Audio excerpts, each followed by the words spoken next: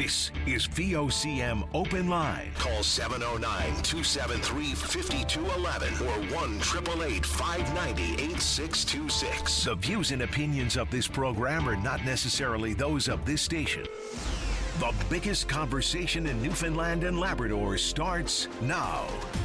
Well, good Tuesday morning, everyone. And I use that word good very loosely, even incorrectly today, to be honest. To quote one Jim Din, is simply put, it's a GD mess. Thanks for that one, Jim. Brian Callahan with you this week. Matt Barron right there producing the show. We'll talk some Leafs later, Matt. I know we were interrupted there yesterday. Maybe we can talk a little about Mr. Reimer last night. 8 shots on goal. Are you really going to make me go there? He misses those days, doesn't he? I do. Okay. Let's get on to more important thing. We'll get to that. Not that the Leafs aren't important, but there are other words for them too. Of course, Jim Din was referring to the AG's report when he said that on the state of housing and the NLHC in the province, which, of course, we can get into if you so choose. Just because it was last week's news cycle doesn't mean we can't broach it this week. In fact, governments kind of rely on the cycle to some extent, right? To get the bad news off the front page, as it were. Move on to something else. But this one, I'd be more inclined to think it's the Liberals who'd rather not talk about it, since the period covered in that Auditor General's report on NLHC was during their watch, was on their watch. So 21 to 25, 2021 to 2025. But as I said, we could talk about that if you like. Just want to remind people that that is an important issue, and it's not off my radar. Of course, the weather is the story, though, today for about half the province, at least. I'd say mostly Central and East are getting the brunt of it, including Metro here this morning. And a reminder that VOCM's world-famous storm page is up and humming. Everything you needed to know about open or closed, it's right there. And a lot of entities, whether government or private or otherwise, are sort of watching the weather, mid-morning decisions coming for a lot of people, including the schools, Metro schools. They're going to keep an eye on this. You can bet, though, I mean, with a lot of rain coming on top of this snow that we already had down overnight, and then a little bit more snow tonight, supper time. I'm not going to make their decisions for them, but I can't imagine asking everybody to truck out and, head out around lunchtime today, when really the hard work for the city and other snow clearing organizations and everybody else is really just beginning. You may be able to clear a parking lot at the schools, but getting there is another story. And getting out of your driveways and with the rain and the snow. So we'll see what happens. But a lot of those decisions are coming mid-morning, and it was a full-on storm when I drove in around 7. I have to say the main thoroughfares have a good solid down to the pavement cut at that hour, and they're being kept, as they should be, the main thoroughfares open and clear as best they can for emergencies and other things like that and essentials. Though you can't actually see the pavement, but I don't live on a main thoroughfare. I don't. I live downtown on a well-traveled street, I might add. And while I appreciate, the main drags are the priority, if you are going to do my road, at least finish it. Go the length of it. Give me an exit, because instead of stopping halfway with a 10-foot snowbank blocking the halfway down the road, because I was headed up and there's a lot of snow on it. I have a 4-wheel drive, so I wasn't having trouble getting through the 5 or 6 inches of snow, which was still on the road. But when I came up to the snowbank, which had been locked up solid and just left there, no way of getting through that. And I'm still kind of confused as to why it just stopped in the middle and they turned around and went back. So that's what I had to do. But anyone without a 4-wheel drive, you might be in for a nasty little surprise there. And as I said, so of course, snow means slow, as they say. It also means cha-ching for business if you're in the snow clearing biz. If anyone's, happy about this time of year, it's them. Probably just offsetting, however, the price of fuel and maintenance, wouldn't you say?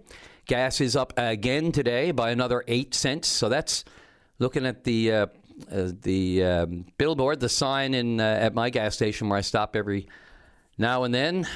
Not because I love to, but to fill up, and it's like 30, 40 cents over what it was just a couple of months ago. Diesel is also up by 12 cents on average across the province, Island and Labrador.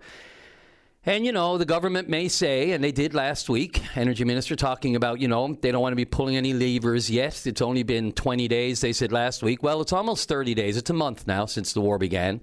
And there is no clear war in Iran, of course. And there is no clear end in sight. The disruption in worldwide supply is going on, continues, and gets worse. There was a time that they said, these oil tankers that were getting through the Strait of Hormuz, even when they were getting, that's 2 weeks before they arrive at their destination, and then there's that lag time, and it's even more lag time now. So no one knows where it's going or when it will end. Not even Trump, I would say. I still say he's making it up as he goes along. When you watch some of the briefings yesterday with reporters outside the White House, the way he answered the questions, he contradicted himself from sentence to sentence. It just made no sense. Anyway, that's how it seems. I'm sure people out there have a different opinion, although I don't know how you do on that one. But the province does have a big decision to make here, and they can't just dismiss this anymore as the Trump administration has described it, a temporary blip. Oh my gosh, blip. Okay. Every analyst and expert out there is on the same page. I'm hoping possibly to speak with Rob Strong today. We could have a good in-depth chat about that. I know Rob was unable to join us yesterday. Sent me a note of apology. Not that he has to apologize to me, because he offers his knowledge and expertise free of charge and to the benefit of all of us. So, Rob, if you're listening, I look forward to that. If you're able, I understand you're just a bit of a busy man these days. But yeah, every analyst out there, he says, the length of time it will take for prices to return to normal, even as they get worse right now, is just going to take a lot longer. And again, with no uncertainty in sight, you just wonder, what's the government going to do? The budget's coming. It has to be the biggest decision, biggest discussion on the 8th floor. Well, not today maybe, because the Premier's in Texas, Houston, along with the Energy Minister. But so, how about that 7.5 cents for starters? Is government really going to put that back on us? Add it back on top of what's happening right now? Especially while their own coffers are raking it in like it, not like it or not. We like it, of course. It's always that trade-off, isn't it? That dichotomy of us at the pumps and the government raking it in. Again, I remind you that in late last year, they pegged it at $66. That was the benchmark for the province. It's now the actual benchmark for Brent is well over 100, has been for a while. It was dipping a little bit on some comments Trump would make here and there with positivity toward the end of the war, but that's no longer seen as serious stuff. So it's higher than that elsewhere. And you have to believe it is the dilemma, the quandary, call it what you want, even as the Premier and Energy Minister, Parrott, are down south in Houston for a major energy conference. And I have no problem with that kind of travel in the current global climate, in case you're wondering. We have to be there, have to hear these discussions, have to be on the floor, talking to the people that matter, not on Zooms and that sort of thing. There's too much of a disconnect there, I think. You have to make those personal, in-person, show them you're serious. You're there on the ground, despite some of the difficulties getting around, such as traveling through the United States and to Houston, Texas, the heartland, really, of oil and gas in the States. There's a refinery there, apparently, still right now refining the oil that's coming, not going to Venezuela, not going to other countries, and not going when it leaves Venezuela. They're controlling that now, and it's going to refineries in Texas. So they're trying to offset the crisis there with that. But it's not about the actual supply. It's about the price worldwide that affects us. It's not how much oil is coming into our country. It's an overall price. And there's nothing we can do about that when it's set like this, other than try to solve the crisis that's causing it. So, yeah. So if hopefully they glean some good intel from their trip down south and come back and make another cut to the gas tax, or at least keep that 7.5 off and heed the calls from the provincial government to go further, from the Liberals, from the opposition, to go further and use the proceeds even from the current windfall to offset that expense, that we're all feeling. Makes sense, right? You think? They're here to govern for us. Tell me again why it doesn't make sense, or why we can't do it, or why the government can't do it, why that doesn't make sense. I'm all ears. I do wonder about their travel experience, though. I'm sure we'll want to talk about the Premier and the Energy Minister about their trip when they return, or even while they're down there. But given the state of airports and the long waits involving security agents and the security TSA at that's causing hundreds and hundreds of people to wait hours and hours in security checkpoints.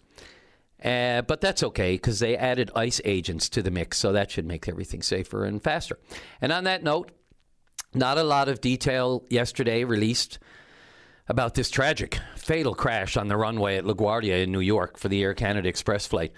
And for good reason, no detail, because the preliminary report, again, there's just so many irons in this fire that, unfortunately, there wasn't a fire, but there's just so many different angles to this. And as the TSB, or the NTSB in the United States, the spokesman yesterday noted, even they are having trouble getting their agents and investigators to the scene, flying them there because of the delays at airports. I mean, it doesn't get more surreal and ironic than this, that the actual agents who have to investigate this crash can't even get on a flight. They have to wait for hours in a lineup. And it took the NTSB a call from them to other airports to say, these are our agents. Can you get them on a plane? They should be able to buy.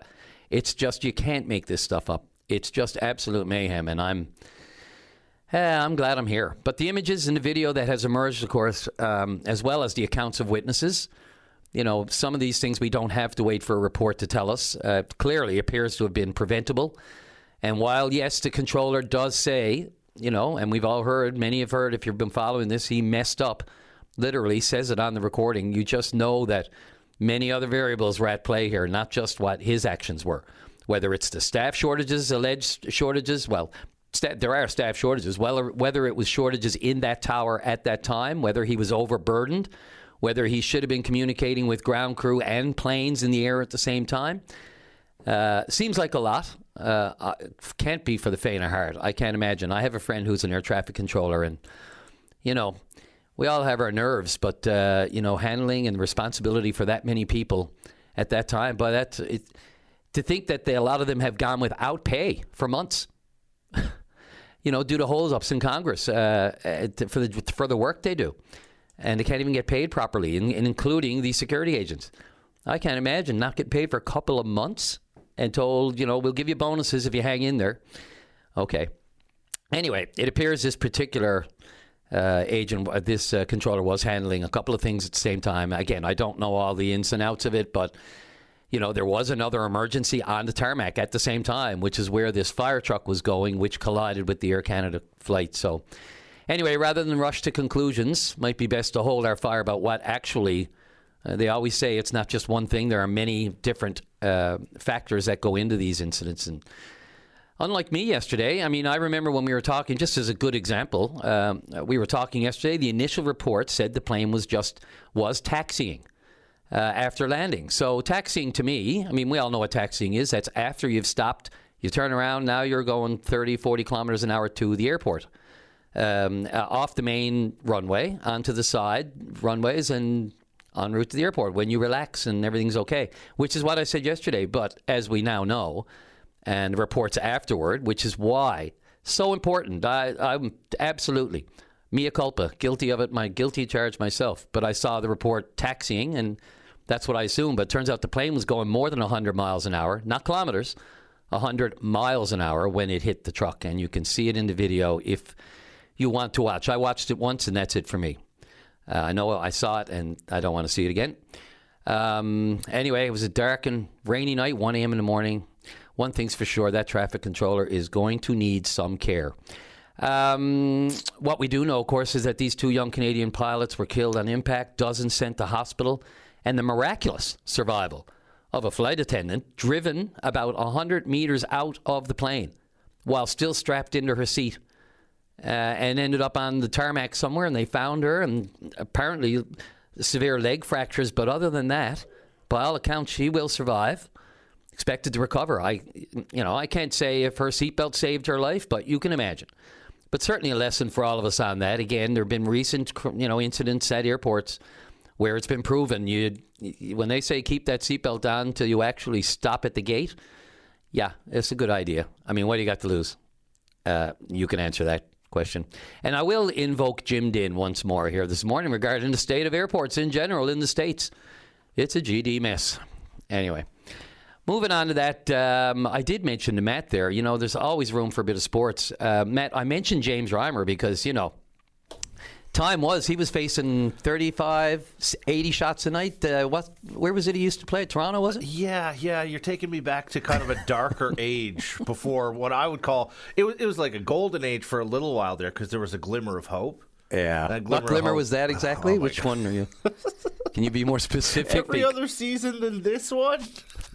in the last 10 years? I don't know. I'm looking for specifics, man. I have said before, too, and this is nothing against Arthur Matthews, but, I think the Leafs, just for the team that they are, the Habs are the Habs and the Leafs are the Leafs, and a lot of people, especially Anglophone Canadians, look at the Leafs as their team for Canada, always have, even before Vancouver and any kind of expansion, back to the original six. I just think, for me, and I'm not a Leafs fan, I'm a hockey fan first, I'm a goalie fan, but it just seems like they should have a Canadian captain. Are you a fence-sitting team? No, I don't sit on fences at all. I love I love the sport, man. I'm a sport lover. That way, I don't have to live and die with a team. I will say though, when I lived in Winnipeg for a couple of years there, when the Habs or the Leafs visited, it was the only time that team got booed out of their own barn. Which is crazy, right? Because it's Canada choosing either side. Yeah, I mean, it's just like the Canadian team out yelling whether it was curling or anywhere else, right? Yeah. Look at the Gushue crowd down here. Of course. Or when Gushue goes anywhere. It's the same kind of thing. He's got more home people. Other teams will say it. I was in my home rink and they were cheering louder for Gushue. It's crazy. But the Leafs, that's another beast altogether. Anyway, I just thought I'd throw that in because I know how much you love them. Thanks so much. I really appreciate it. No problem. I'll give you a bit of a break there now, and me too. We could talk some sports, people, because, again, as I mentioned, that's my release from some of the harder news, and it's real reality TV. It's not the other scripted stuff like Happy 50th Anniversary to Survivor, for example. Not reality. Let's take that first break. I got a couple of calls in the queue, and we'll get right at it after the break. This is Open Line on the VOCM Big Land FM radio network. All right, let's get her going on line one. And Ward 4 Councillor Tom Davis with City of St. John's, you're on the air. Good morning, Brian. How are you doing?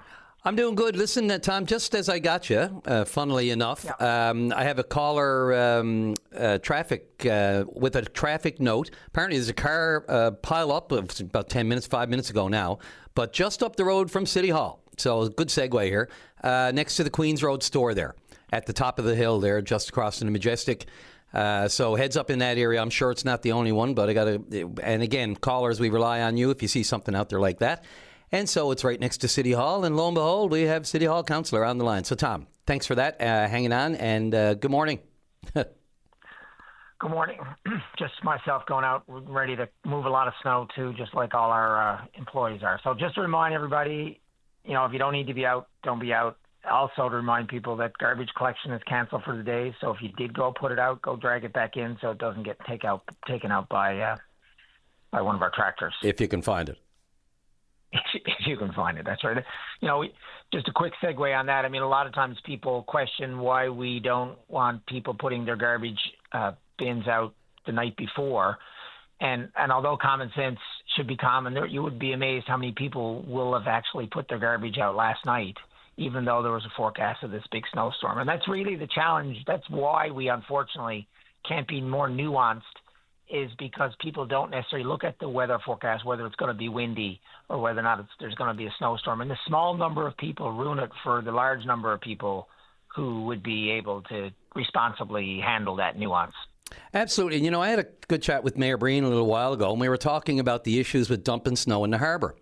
And, unless you're close to these things like city officials and that sort of thing, you don't really think about certain things. But we were talking about, what's the whole issue? I mean, we all know environment is an issue, but these are one-offs. And, how much is really environmentally dangerous going into the harbour with all the snow and stuff? But then he reminded me that it is garbage, that the feds, one of the things, it's not just the salt and all the rest of it. It's sometimes actual garbage that's getting picked up, and then, like you said, those bins or anything else that's been left out that's not seen, that can't be seen by, a large sweeper or a plow or whatever, snowblower, gets dumped into the harbour as well, not just that. So they were referring to it, but I mean, how often does that happen? I wonder. Well, I did have a call. It was one that got flattened and chewed up by a snowblower, one of those bins. So, it does happen. I mean, it's a challenge. You look at that big pile of snow in front of the Avalon Mall, you can see the garbage and the dirt in that. But, sometimes when you're so close to having a state of emergency like we were back then, I think that's something that the feds and the city should have been able to action quicker, because from an environmental point of view, obviously there's a lot of extra diesel and wear and tear on equipment going back and forth to the dump. I mean, I agree with it in principle for normal operations, but I think once we get into that degree of severity, we got to move much faster to keep the place functioning. Yeah, sure. No argument. I mean, look, you're up against it. There are various moving parts to all of that, we rely on the city to obviously take into consideration before they make any decisions like that. Something else you just jarred my memory, but Mount Avalon. I was looking at that yesterday. We drove by it, my daughter and I was like, it looks more like granite at this point. Oh, well, not now. First of all, I can't even see out the windows here at VOCM as we are speaking. That's total whiteout. But maybe it looks whiter today, but yesterday it just looked like a big piece of granite. Anyway, that's not necessarily what you wanted to talk about, but we certainly should get it out of the way first, given the importance and safety. Yeah. So I want to take off my council hat now. It's important when people realize that I speak. Probably 2/3 of what I have to say is not reflective of the, thoughts or of the city of St. John's, but I'm going to take it off now. I just want to have a little reflection. I mean, we're going through this major disruption with oil. And, I was just reflecting on the fact that Newfoundlanders have always been innovative, always over the generation. We've been courageous when we've adjusted our technology. And when you look back, you can see it. I mean, in the beginning, the fisher people would row out to the headlands. Just imagine doing that and then turn around and row back and then have to process the fish. And then, then the family and the fisher person would then put out the flakes and all that stuff. Then we, of course, had sailing, and so that made things a lot easier. And then got into the coal and the steam, and then we continued then to make and break engines, and then the outboard motors, and then inboard and diesel and gasoline. So all that evolution was adopted, and I'm sure there were people at every stage that resisted it. That thought, it doesn't make any sense. You got to go buy gasoline when I could just row or I can just sail. So I think it's important when we're looking at new technologies and new ways of doing things that when you look back, you can see how much things changed. So when you look ahead, you should also be able to foresee how things will change. You look into like the fishing in the beginning, and it would have been hand lines and spears that we caught fish with, and we evolved, cod trusks and jiggers and long lines and trawlers and gill nets and now we have sonar and fish finders, and now even into aquaculture where we're not even wild. And all these evolutions have negatives and positives. They made life easier, but there was unintended consequences. But again, it all changed. And as I look at the situation with oil and gas and different vehicle propulsion, you had a gentleman on yesterday lamenting the fact that he parked his vehicle and didn't activate it and had to pay. And just so everybody knows, I do listen, and I'm preparing an email because I went and I looked at the sign, and it really doesn't say on there that you're going to be charged. It says there's a 3-hour minimum, and it says that you would, if you're not plugged in, then traffic enforcement will kick in. Now that's a little bit gray. I mean, does that mean if you weren't plugged in and it was after 6, you wouldn't get charged? But if you are plugged in, you would. Absolutely. I do think that. Yep. I do think that there's not enough information there, and even on the city's website, I went and I looked because I as an EV owner, so that's a challenge. So I'm going to have a conversation with our communications people and the public works people and see if we can't be clearer to avoid that, because I personally think the fines are a little steep in the city of St. John's, and I think that's all bad enough. But someone who is seemingly following the rules or following what's commonly understood, which is after 6 you don't get charged for. I do think that's a challenge. So I just want to mention that. But I do want to tie all this together. I mean, I've been driving EVs now since 2021, both a personal car and a commercial van, like a large van that works for my business. So I have a lot of experience with it. And I just say to people, be open-minded. I know there's hybrids, there's lots of options, but it's really nice coming home and plugging in. And the vast majority of the people listening to your show, it would work for them. Some who have 2 vehicles might keep one gas vehicle because of the long trips or all these different stories, but not to be closed-minded about it, because the part of the human brain that wants to not change is real. But then, the Newfoundland and Labrador kind of embracing technology, I hope that's still active.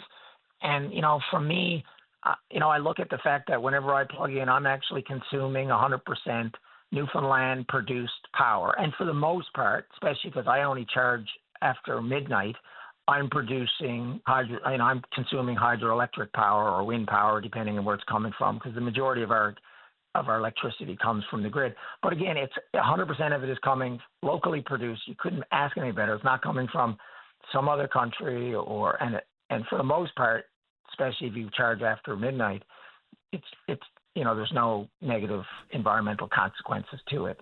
So I just want for people to be open to it. It's really nice knowing that the cost of your bill is going to be whatever the cost of your electricity is, and it's 10% the cost. There are challenges with long distance driving, and it won't work for anybody. But for the vast majority of the people, if you think about it, you don't drive very far before you're back at your house or wherever, or your work. Yeah, the longer trips are planned and you work around them. Look, and the investment that the federal government has committed to in charging stations, if they're going to start importing the Chinese, well, not a ton of vehicles, 50,000 EVs, but the push is on, clearly, to try to do two things at the same time. Tom, it's interesting, when you say, and this is not a knock, I'm just curious, like when people say, I'm going to take off this hat and put on that hat. I mean, really, you're still espousing your own personal views, and that comes into play when you're running for office. So do you ever really take off a hat? Well, you know what? I mean, you know what I'm saying? I mean, look, when it gets down to legislation, I know that you can't say right here today that here's what's happening with the battery, da-da-da-da-da. I know that. But in general, when you espouse your various opinions on stuff, I mean, as a human being and as someone who puts themselves forward to be elected, I mean, these are still part of your platforms, really, your personal platforms, aren't they? Well, the line I have to walk, and you're right. I bring what you hear on Open Line is what, rightly or wrongly, or unfortunately or fortunately for my colleagues, is what they're subjected to. Someone who's doing a lot of research, who's coming into the room and challenging what our staff are saying, what conventional wisdom is. However, I have to be careful because I don't want to misrepresent the thoughts of council or of the city of St. John's, because oftentimes my thoughts may not be aligned with them, right? So it's important to realize there's 11 people who vote, and I'm only one. And a lot of time, as you saw with the budget or National Truth and Reconciliation Day or the wetlands protection or on it goes, sometimes I'm the lone opponent. Yeah, and that's my point. I mean, you do buck the trend on a regular basis, and good on you for whatever reason it is, and whether it's right or wrong in people's minds. I still don't see the difference. I mean, like I said, as long as you clarify you're not speaking for other councillors, you're really still the councillor, right? But I've been told to actually, or advised to be careful and to clearly separate. Because some of my thoughts can be even more controversial than talking about EVs. Like sometimes we're really out in left field. Yeah. And I guess the fear is if it ever happens to, there's decisions that council make all the time. You don't want to presuppose or presupposition anything of that along those lines. It's a conversation. It's not a criticism. It's just an observation. People say it a lot. And in my mind, I always think, we elected you on your personal opinions. That's why we elected you, because you have personal opinions, right? And you don't take off that hat. No, I don't. But I'm learning that sometimes, the world has become very sensitive, and rightly or wrongly, it's difficult to have difficult conversations in public anymore. And I believe a lot of those conversations need to be had. Yeah, but can't shy away from them. That's the more difficult they are, the more we should be having them, I would argue. But yeah, sorry. Yeah, no, and I agree, but it's really difficult, and I think we may be painting ourselves into a corner where you're getting these really strong counter reactions because maybe we've suppressed conversations that needed to be had and needed to be worked through, and we needed to get through. And and that's all. That's probably the reason I'm in politics, and it's probably the reason I started calling Open Line, is because I felt like we needed to have these conversations. And I looked around, and nobody seemed to have the I'll say courage, but I don't know if courage is the right word. Maybe the opposite of courage, maybe the foolishness to bring these out into the public and make it a safer place. Because I do think if there's a problem, if you're bleeding or you have an infection, you ignore it and you're going to die, right? And that's society and that's democracy, and I do believe we need to be not afraid. And I just encourage people to respectfully, though, and that's where you push up against it sometimes when you push these difficult comments to the threshold, and then all of a sudden you potentially have crossed the line. And I will tell you that sometimes that line is a little gray for me. It's really black and white for some people, but I find it really challenging. Yep, and I sense that. So, and knowing you a long time, so I could always see that challenge coming at you. But that's what you signed up for, and look, I certainly don't want to dissuade you from your regular Tuesdays here. Again, I'll repeat, this wasn't a criticism. It's just always one of those things that's out there and people say, and I just wonder what your thoughts are. Well past the break, though. Anything else before we wrap? No, that's good. Thank you, everyone. Listen, take care, everyone. Be careful out shoveling and driving and all that stuff. You don't have to be out. Don't be out. And Tom, quick question. Is there, do you know yet if the regular council meeting is going ahead this afternoon? We have been told that we want the public to be there. Therefore, and I agree. And therefore, if it's not safe for them to be out, it's going to move till tomorrow. But that's still being debated and conversed, and that'll be communicated, I imagine, before lunch. Right. And is the Battery Heritage Report on the agenda? Yes. Okay, so that'll be either moved to the next stage. I know it was at the Committee of the Whole last week, but that didn't make it so, did it? Correct. Right. So you'll deal with that? No, that's right. It has to be rubber stamped. It's got to be rubber stamped in public, yeah. Right, okay. So not even rubber stamped. That's not the right word. It's got to actually be voted officially in public. Yeah, I know what you mean. Okay, so if it doesn't happen today, it might happen tomorrow. Yeah, well, it'll definitely happen tomorrow if it doesn't happen today. Okay. Very good. Tom, thanks. Always appreciate it. Take care. Okay. All right, buddy. You. Okay, bye. All right, a little bit past the break, but well worth it, well justified. Let's take the break, come back with Daryl talking about recycled asphalt right after the break. This is Open Line on the VOCM Big Land FM radio network. And welcome back to the program on this snowy, stormy Tuesday. Let's go right to line number 2. And Daryl, you're on the air.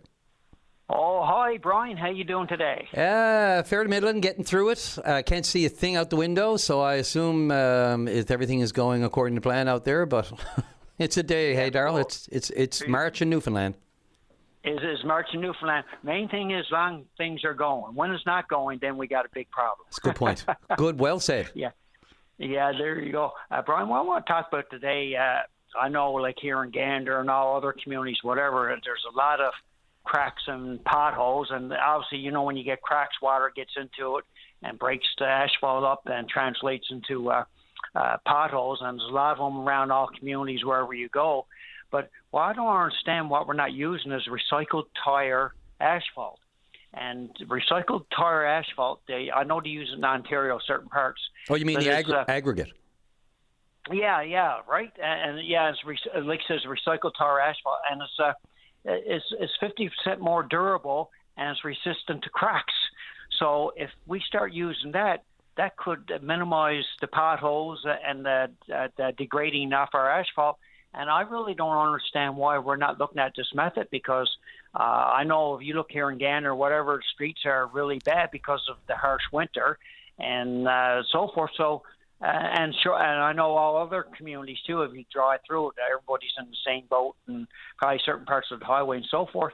But I don't understand why we're not exploring this avenue. Take a look at it, because this could make a big difference, and not only that, in cost saving as well, and save on repair of people's vehicles, and the list goes on and on. Daryl, to the best of my knowledge, we are doing it. MMSB, the Multi Materials Stewardship Board, I think I got it right. They have a plan. It's called the program's called the Used Tire Management Program, and that's part of the waste management regulations in the province. And basically, you're banned. First of all, tires can't, by law, they're banned from landfills in this province now.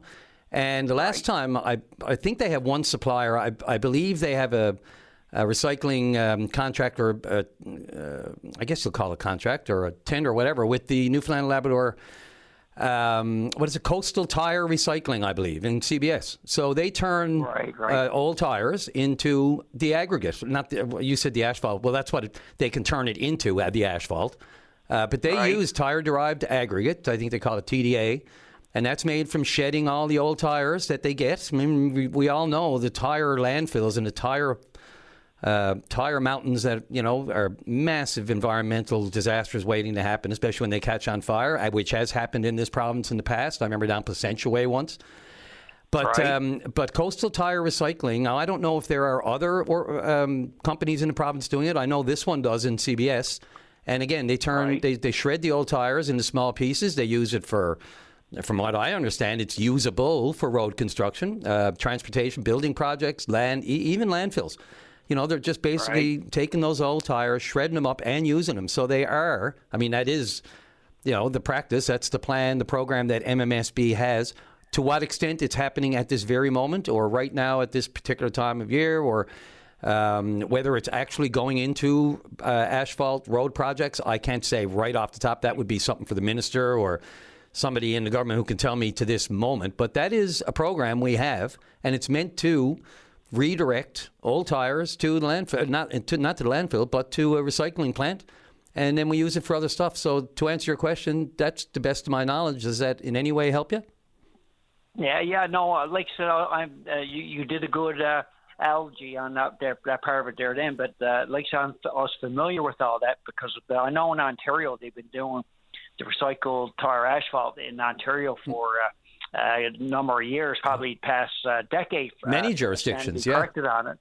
Yeah. So I'm familiar with all that, but I'm not totally sure if they're doing like what you're saying. You are right, but I'm not sure if they're actually using it for the retard or the recycled tire asphalt itself. I know they're doing for a lot of other things because I know for years, like you said, tires were building up.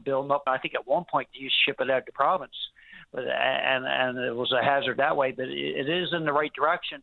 But I'm not totally sure if they're using it for the recycled tire asphalt itself. That'd be something for get the Minister of Transportation come on your show and address this issue. That'd be something that needs a good for a good conversation, that type of thing. Yeah, I'm not sure even he would be. I mentioned him, the Minister of the Department, just as far as the program goes, because they oversee, you know, those sorts of areas, you know, as far as road construction. I don't know if they would be able to drill down to the individual contractor and how they go about doing the contract that they've got. You know, they're going to do it for the most efficient cost that they can, and whether or not tire aggregate is the way to go with most. I mean, you would think, but I don't know what goes into actually repurposing it and getting it to the quality that it needs to be, although God knows there are issues with the type of quality and gravel that's being used over time. We see some roads are paved. They handle it a lot better than others, so you can tell. My other beef about that, while I got you on pet peeve of mine, are the laterals that go in, you know, and city streets. You know, you see all these patchworks done parallel to as you're driving. They're parallel to you, and they go across, and the bumps on some of these roads, especially up Mount Carson, where they put in a lot of new subdivisions. And it's like a roller coaster. You know, I mean, contractors are required to put the road back the way they found it, basically, you know, to re-put the pavement back once they dig it up and put down the piping that's needed for new home construction. But boy, oh boy, they do a half, I'm sorry. But let's face it, they don't put as much work into that as they do. Maybe the quality there is an issue. I don't know, but you see how easy it comes up. So that's my rant on that. Yeah. No, it was a good rant there, Brian. And but you did, but you did touch on something. When you mentioned that the government looks at cost efficiency. Well, if they want to look at cost efficiency, not only the government but the municipalities here in Newfoundland, Labrador, maybe this is what we got to emphasize more on this recycled tire asphalt, because in the long run, it is from what I can see, is 50%.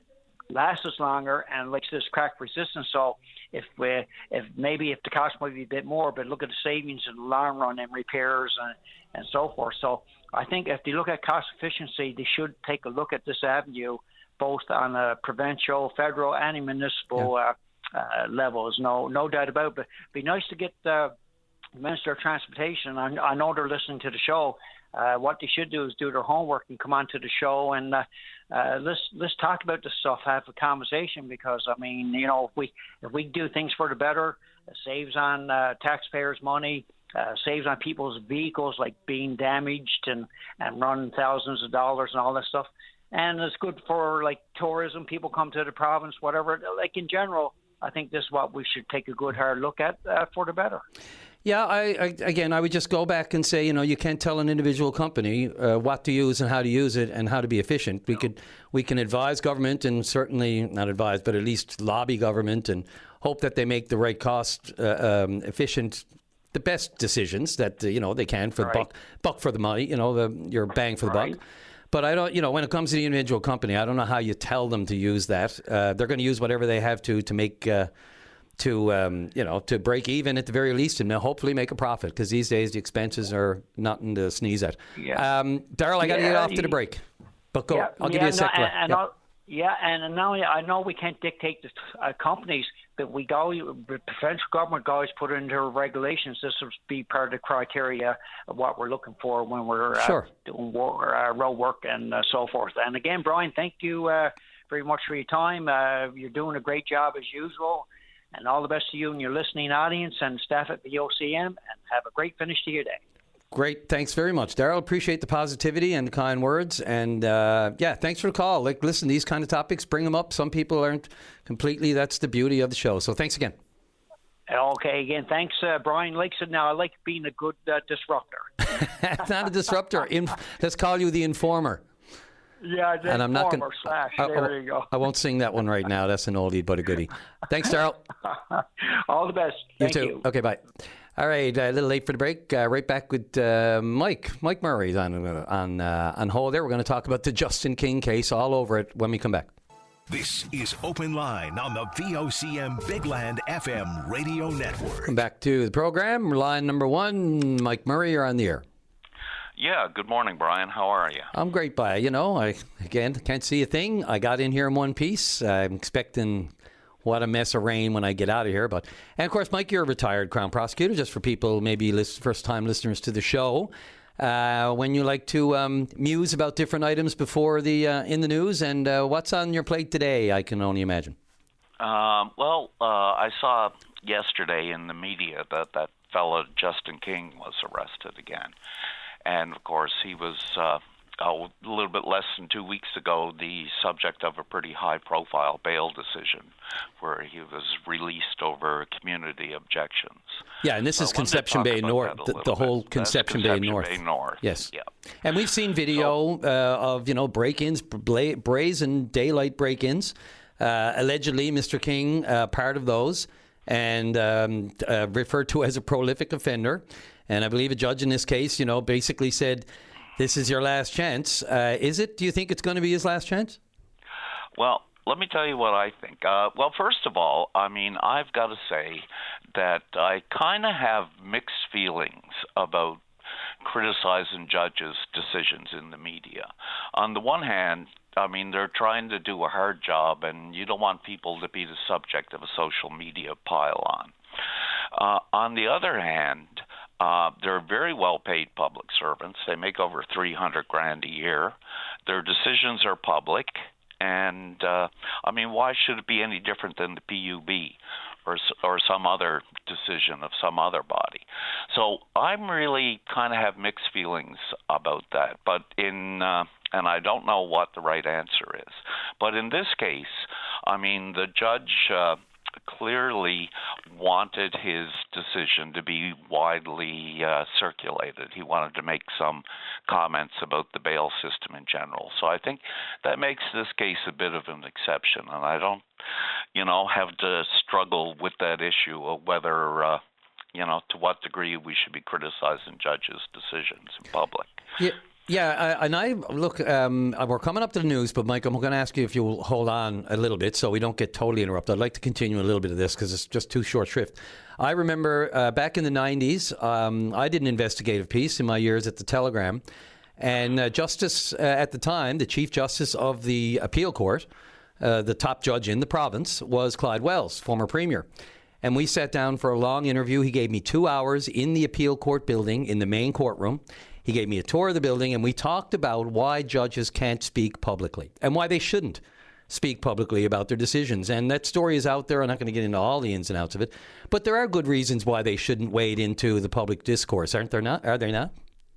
Yeah, I suppose. But, if you're talking about legal matters, I'm sure they can express their opinion the same as anyone else. Sure. In the particular case in front of them. But so in this particular case, this fellow King, I mean, he'd been charged, I think. By the way, I went and listened to the full bail decision, so I wouldn't take anything out of context. All right. Good. This fellow King had been charged, I think, 5 times in less than 2 months with various break-and-enters and breaches of release orders or probation orders. And then less than 2 weeks after his release, he's charged again. Now, while hindsight's always 20/20, I mean, to me, based on recent events, that was right on schedule. Yeah. But what I really want to talk about, well, one thing I want to mention, I suppose, is his bail conditions. So he promised to pay $1,000. His father promised to pay $500, and his sister put up $300, and he wasn't supposed to be out of the house unless he was in the presence of a surety. So, I mean, did either one of his sureties report that to the police when he left the house this most recent day? I mean, if not, the Crown should definitely be looking for forfeiture of all that money, including the promises to pay, because otherwise it's just monopoly money. Mike, I'm so glad you brought that up. Now, we're right at the news, but the issue of sureties, I did my own investigation a little while ago. I went through all the normal channels. I can't find a recent decision where it went to Supreme Court and the sureties were found to have been derelict of their duty, shall we say, for lack of another term. Because it's not a simple process. They have to go in and they have to determine what were the circumstances and to what extent that surety was responsible for what that person did. Because we know it's not cut and dry, just to be clear. That has to still be adjudicated before a judge. Somebody at the Supreme Court level, it has to go to that next level, my understanding is, to determine, and that's a long, drawn-out process, as you know. It takes more court dates. It can take testimony. And, it's probably the reason why the government doesn't collect sureties all that much on these cases. Yeah, no, in other provinces, like in Alberta, they're very active in collecting on sureties. But listen, Mike, I'm sorry. Just to say before you go to the news, the only recent case I'm aware of is the Crown went to court and took $10,000 from Philip Pinn that he deposited to get released. And that's the only recent case I'm aware of. And that was mostly because the Crown attorney involved was extremely dedicated and worked on it in their spare time, because we don't have any dedicated resources for that in this province. And dare I say, it involved a very high-profile and prolific, not always violent, but definitely prolific offender in Phil Pinn, a lifer, for lack of a better term. Mike, give me a minute, a couple of minutes. Let's get to the news. We got a lot of cancellations, as you can appreciate, and some update on the weather and all that sort of thing. Let's go off to the newsroom. We'll be right. Hang there tight, and we'll get right back to you. Thanks. Sounds good. Okay, we'll be right back. This is Open Line on the VOCM Big Land FM radio network. Welcome back to the show. Thank you very much, Sarah Strickland.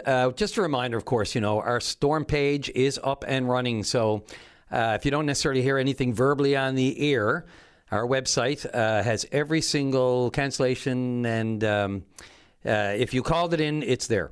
Or emailed it in one way or the other. And just a note, too, I was speaking to Councillor Tom Davis from the City of St. John's just before the news there, back in that last half hour. He's now confirmed, the public council meeting that was scheduled for today is now postponed until tomorrow at 3 p.m. So there you go. Let's rejoin Mike Murray, former retired Crown Prosecutor Mike Murray. Thanks, Mike, for hanging in there. Look, no problem. Rudely interrupted, so I'm going to let you pick it up wherever you like. All right. I really just have one more point to make, and that is when this bail decision was made a couple of weeks ago, there was a number of people, I think, from the community who attended court to see what would happen, including several victims of offenses. And this is for Justin King, just in case people are just... this is for Justin King, And to the best of my knowledge, these are all local people who live in the community, who are concerned about crime in their communities and have either observed their neighbors be victims of offenses or been victims of offenses themselves.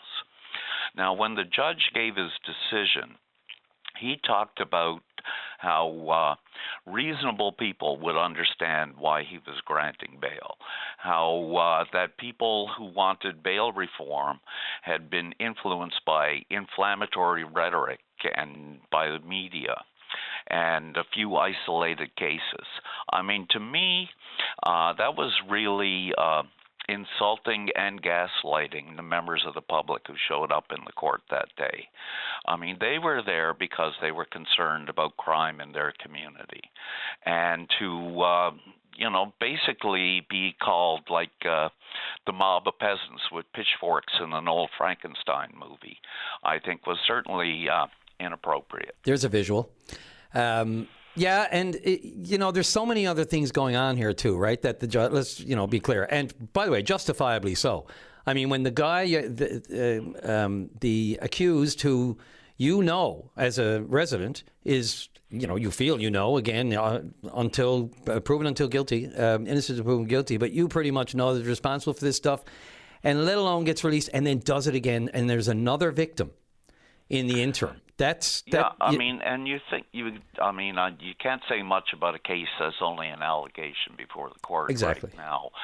But this individual would have known he was under close community scrutiny, and the level of recklessness that would lead to another arrest after that bail hearing 2 weeks ago, clearly shows that this is an individual who can't be restrained by any kind of court order or surety or anything like that. Yeah, can't help himself, clearly. And not just can't help himself from stopping or from just helping himself get better, whatever it is he needs, whether it's rehabilitation, whether it's reincarceration for an undetermined period of time. I mean, he knew what he was getting. If there was no reading of the room, there was completely oblivious, either that or just doesn't care. And then there are some, Mike, that as well as I do, know that they're not going to be incarcerated because the bar is that high right now as far as there's no room at the inn.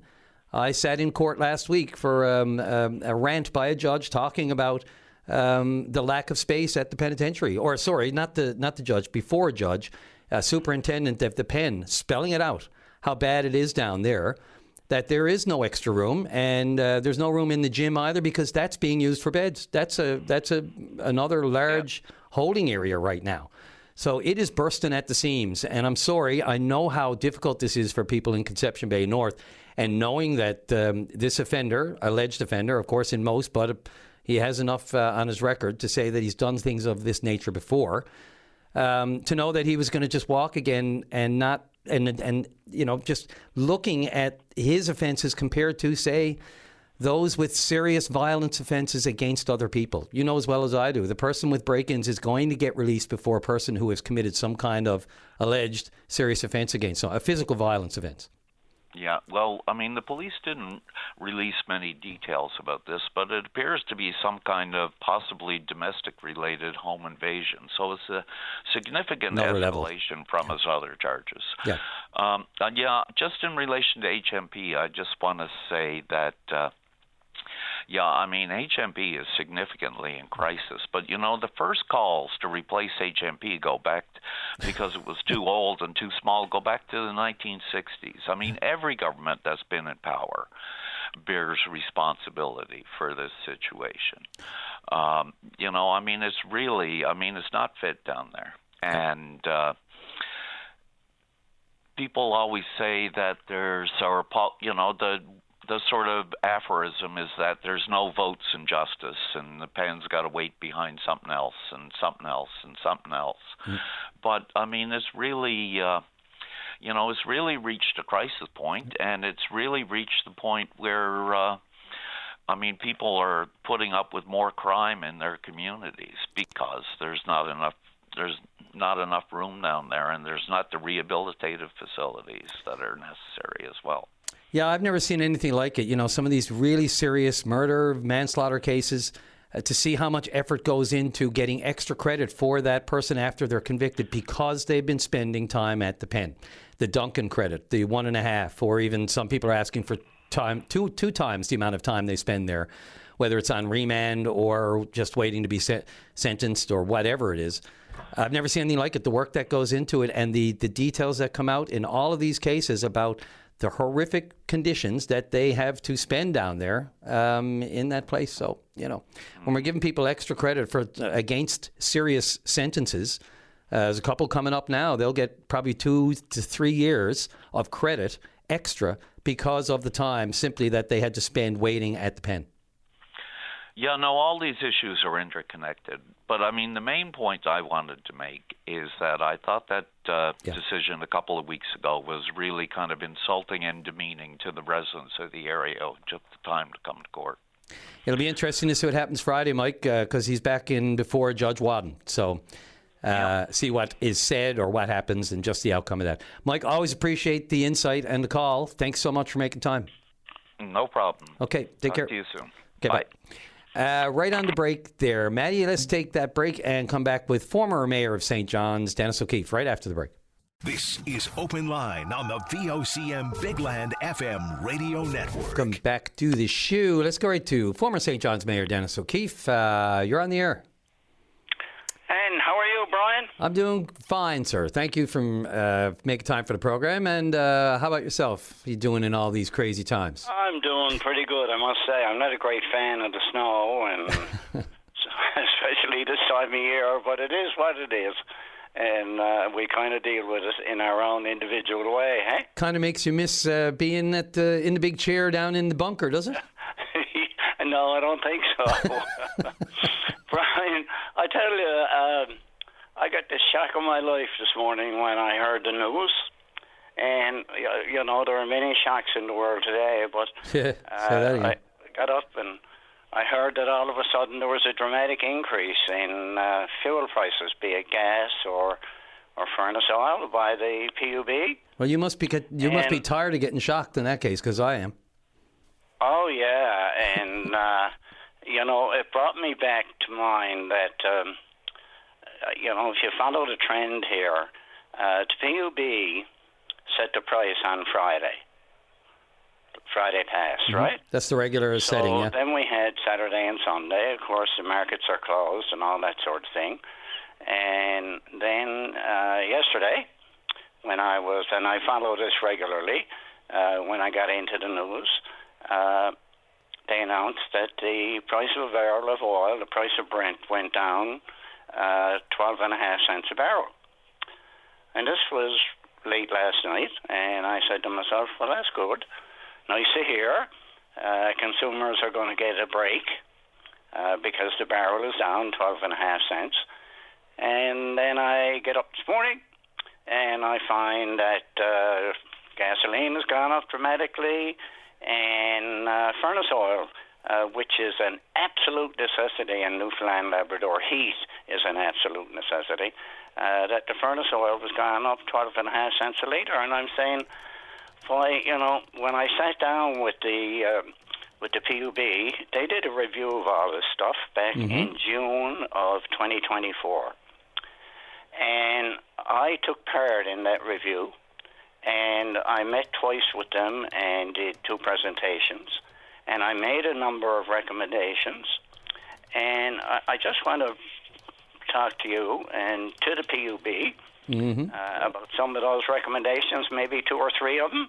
Sure. I've always said, Dennis, I was just going to say, I've always said, and I know Patty has repeated, every host has ever repeated, it'd be lovely to have a communications person from the pub at our disposal to just come on and explain the things that you're going to ask about here right now. But go right ahead. Brian, you hit the nail right on the head. What I said to them is that, look, the way you're using the interruption formula and the way you're setting prices, the extraordinary adjustments have caused public confusion, anger, and money. And I went on to say that it's time for the Public Utilities Board to consider mechanisms to reduce the impact of the interruption formula on consumers. And obviously that wasn't paid any attention to. And I went on to talk about the notification prices, because the interruption formula gets dropped on people without any notice, any advance notice. And the same with the weekly, although we anticipate every Friday we're going to get some kind of an adjustment in the price, it still kind of drops out of the sky above on consumers. So I also said to them that, it's wrong that advance notification is given only to the industry and to the media. And consumers are left out in the cold based on the belief that the consumer notification, this is the PUB, they believe, no, we can't give any advance notification of a change. We can't do that because it would cause a rush on the market and supply. And I went on to say, this is bull. This is, because you announced, my recommendation to them was that when they make changes, they should notify the industry first at 6 o'clock, roughly. And they also notify the media, but the media can't say anything until after midnight. Oh, and Dennis, if I may, on behalf of media, very briefly, it galls me to no end that not only is that a fact, what you just said, but that they they wrapped us on the knuckles for daring to, not daring. I mean, we had news releases, but then to suggest that we were releasing and leaking this highly confidential information when really gas stations knew, we knew, most people knew, there's word of mouth, all of these things are going on, and yet they came out and specifically targeted, the pub did, specifically targeted the media, called us out and wrapped our knuckles for daring to try to give people a heads up that, there's a price coming, we can't really say what it is, but it's going to go up tomorrow. Like, I beyond myself. Sorry, Dennis, that one just, I couldn't. No, you're right, and I'm glad to hear you say that, Brian, because my recommendation to them was that they should, in fact, notify people in the same way that they notify the industry and the media, and they could do that very easily by doing it on the day of notification that evening, doing it at the media's 6 o'clock. The industry is 6 o'clock, and why not notify the consumers at 9:30? Nobody's going to get up out of their bed or get up out of their kitchen and run out to get $25 worth of gas because they can save $1.50 or something like that. But again, it has to do with the lack of communication also. And what I went on to say to them was, look, boys and girls, the public currently has absolutely no confidence or no trust in the PUB or the price-setting formula. This must change. The public believes that the formula is flawed and that prices are established unfairly, and this must change. The public has absolutely no idea of the mechanics of establishing the price. So here we are. All of that was ignored, by the way, Brian. They didn't do anything about it in any way or any shape or form.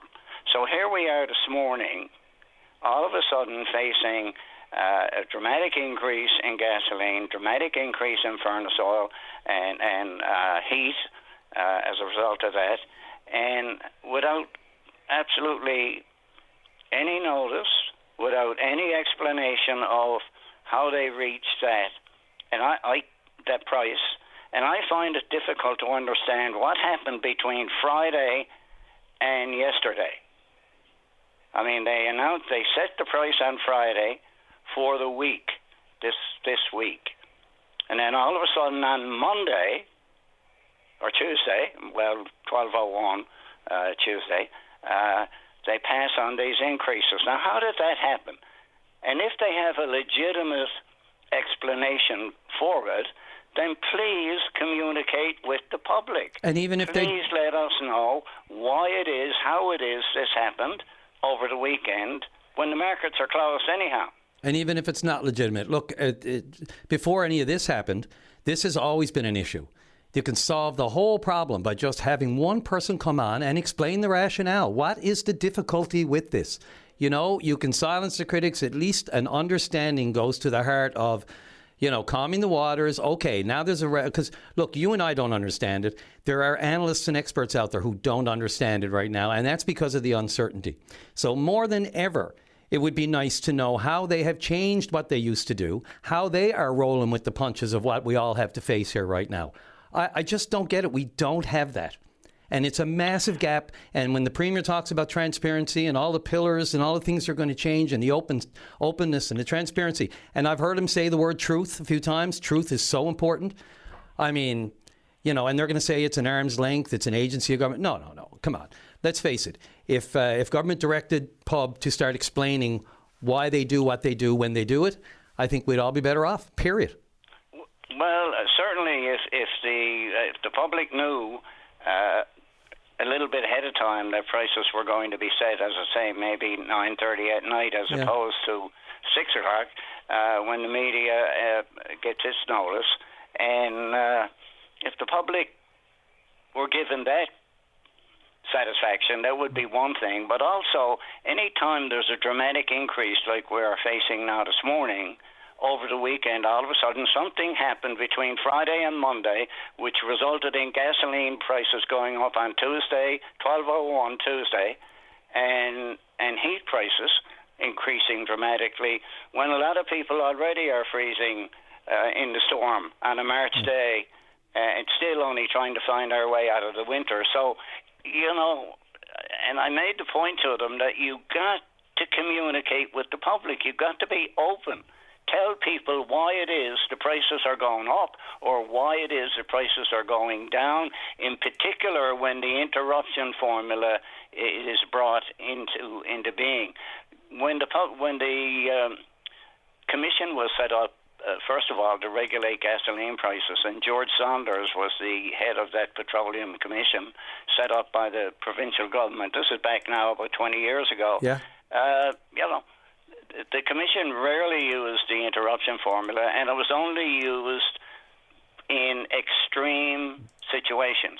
Now it seems to be, I know we're dealing in volatile times and everything else at the moment, but we still need to communicate with the public. We still need to explain why it is, for example, this weekend, what happened that drove those prices up dramatically between a Friday and a Monday. It's the yo-yo of comments that come from the president, Dennis. Never have we seen anything like this before. Like his one news conference can change the futures on the markets, can change the barrel of oil. We saw when he said there's a suggestion we're talking to Iran.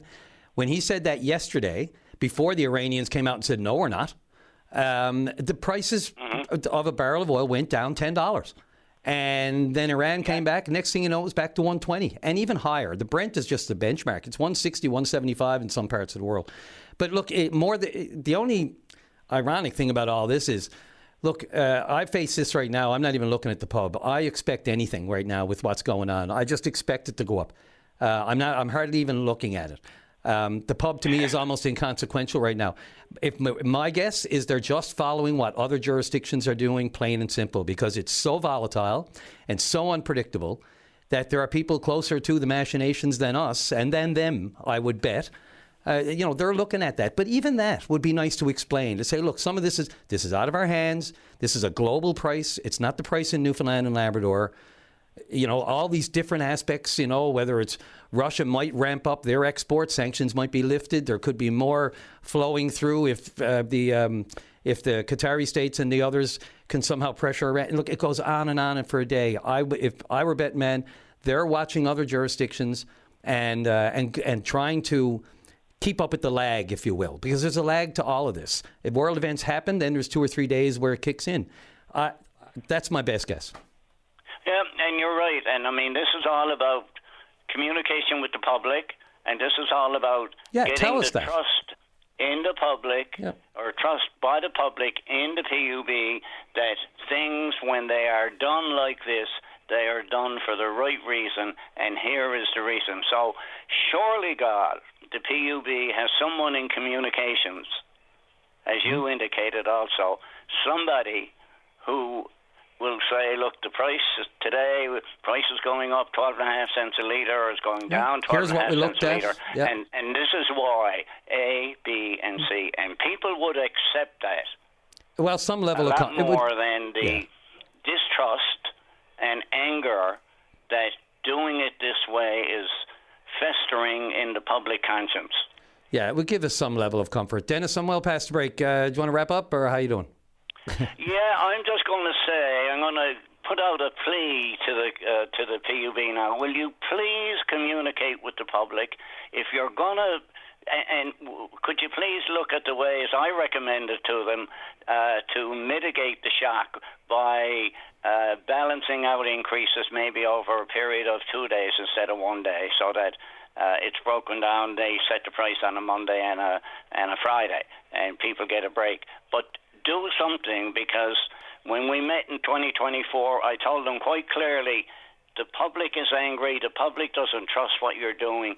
Please reach out. So if I can get that message across this morning, absolutely great. Yeah, one dedicated communications person for the media would be fantastic. And look, they don't have to look far. There's plenty over at Confederation Building and Munn that could fill a communications role at pubs. So that's just my 2 cents on that. Dennis? Well, you know, you're a communicator, and I know after years at City Hall and teaching high school the importance of communication. And when you don't communicate, you just make you make a hammer that's going to hit you over the head. Yeah, it just makes no sense. Silence speaks volumes, Dennis. It really, and at this time, we don't need that. Thank you, Dennis, former mayor of St. John's. Thanks always enjoy your call. Thanks a lot. Thanks, Brian, and hello to all the Callahans. Yeah, I got there's a few listening, but I know Mom's listening, so Mom will appreciate that. Yeah. Okay. Thanks, Dennis. Take care. Will do. All the best. All right, bye. Thanks, Brian. You're welcome. All righty, let's go right to line number one. And Ross, you're on the air. Hi, how are you doing? Good, sir. Just before we get going, I just want to remind everyone that we do have a note now from the school, St. John's Metro Region. All schools, status update, are going to be closed for the remainder of the day, in case you haven't already got that one, as well as Metrobus and GoBus. The service is going to remain suspended for the rest of the day with an update at 2 p.m., that is. So an update on the Metrobus and GoBus at 2 p.m. But yes, schools in the Metro Region will remain closed for the rest of the day. This is Open Line on the VOCM Big Land FM radio network. What's on your mind, Ross, I wonder? Well, that was great timing, because I was calling about school announcements about being closed, a half day versus a full day and so on. My kids are well out of school, grade school, but I remember back when they were, like when you have a case where the school was closed for half a day, reopening at noon, most times, less than half the population would show up at school due to, different circumstances, transportation issues or whatever the case.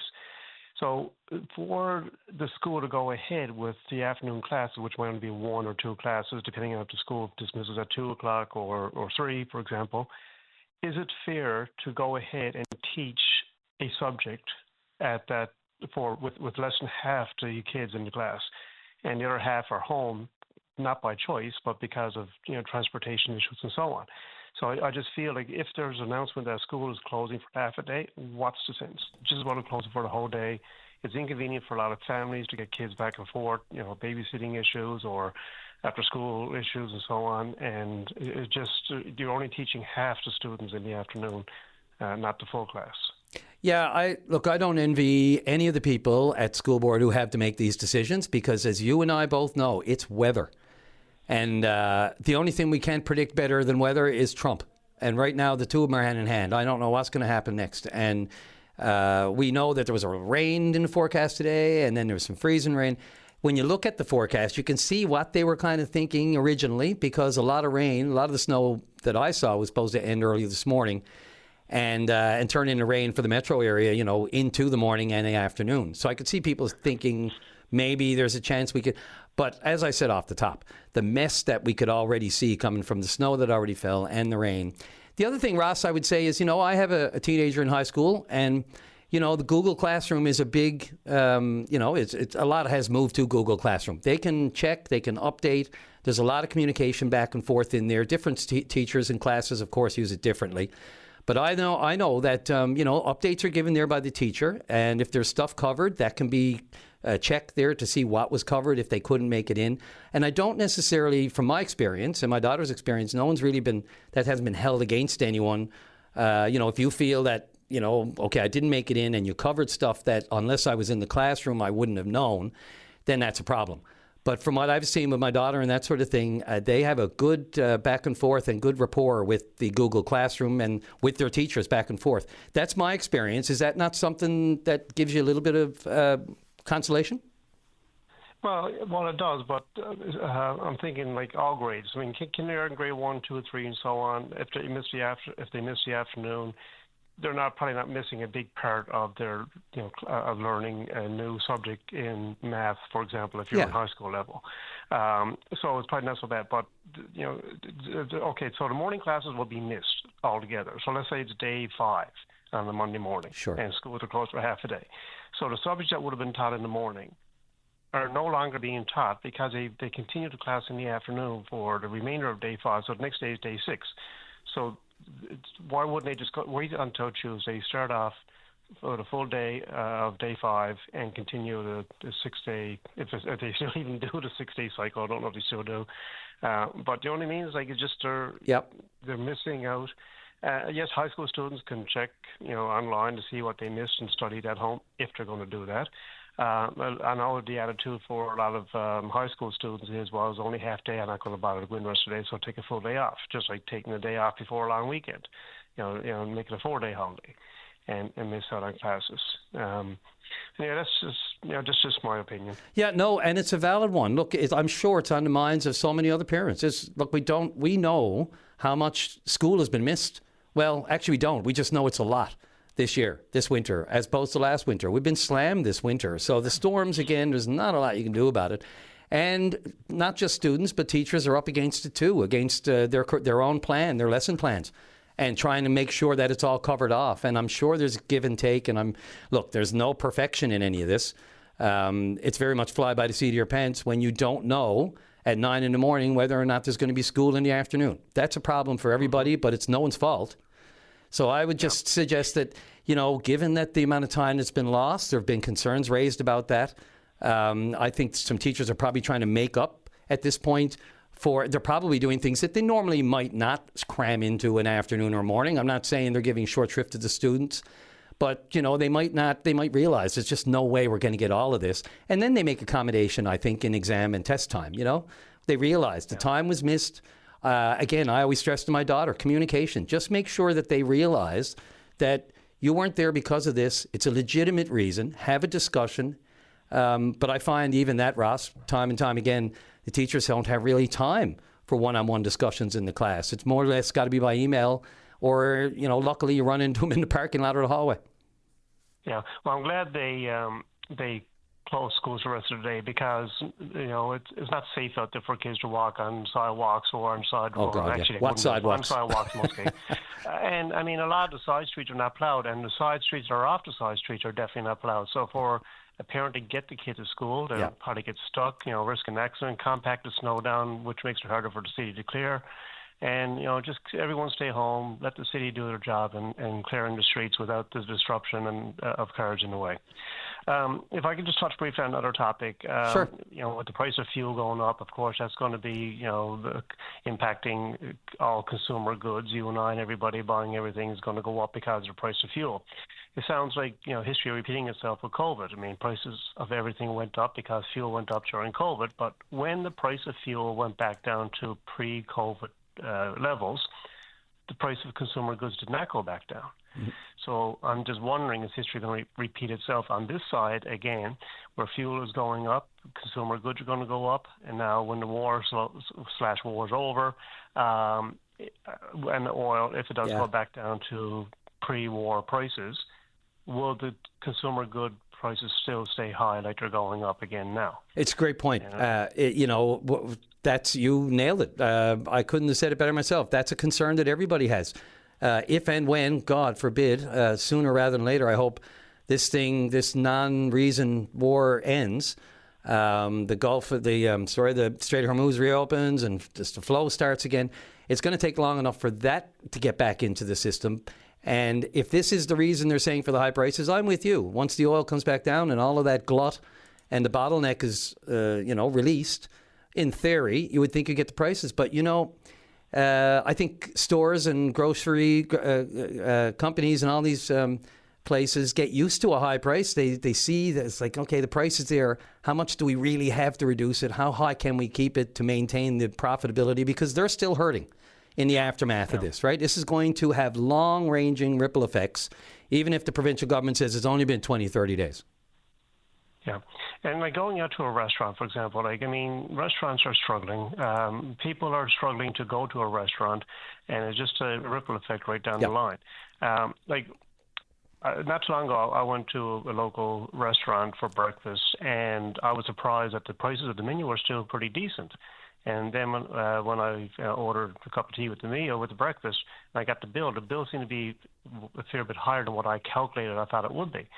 When I looked at the price breakdown, a cup of tea was $3.49 plus tax.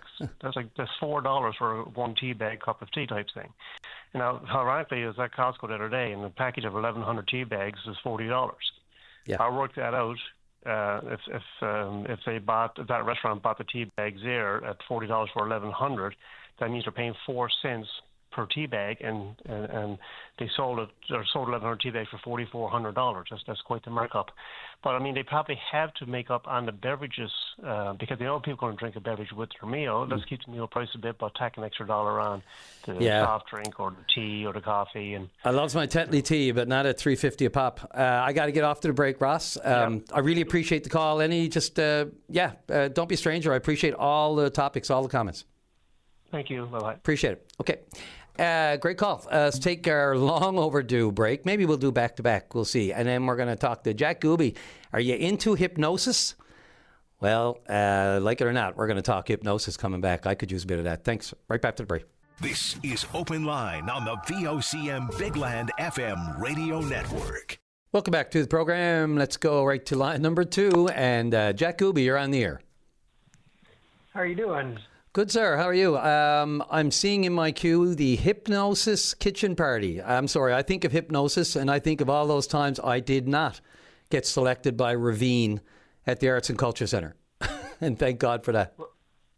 Well, if you've seen Ravine, this is a scaled down version for local communities. We're performing all across Newfoundland, and it's a hypnosis show that's combined with a kitchen party. So we sing and carry on with the crowd afterwards. Listen, fill me in. Just go for it. The floor is yours. I didn't even want to try to attempt to explain what's going on here, so you go for it. Okay, so my wife and myself, we're doing a cross Newfoundland tour, and we're going to each Royal Canadian Legion that are willing to participate, and we're doing a fundraising tour for the Royal Canadian Legions. We'll be doing St. John's Royal Canadian Legion Branch 1 at Black Marsh Road in St. John's on April the 20th from 7 to 10 p.m. And why we're doing the tour is I'm a Legion member back in Ontario, and I'm a former UN peacekeeper, and I'm also aware that Legions all across Canada in some places are struggling to stay open. And so Legions are a fantastic community contributor because they support veterans and give back to local community, providing wedding venues or sponsoring sports teams or other community needs. And so Colleen and I also have family roots in Newfoundland, and it's an excuse for us to come back here. So what is a hypnosis kitchen party? It's a hypnosis show, stage show, and it involves we transition to a kitchen party afterwards, where the audience members become the stars of the show. Yeah, in quite, I would say, entertaining fashion. Who does the hypnosis?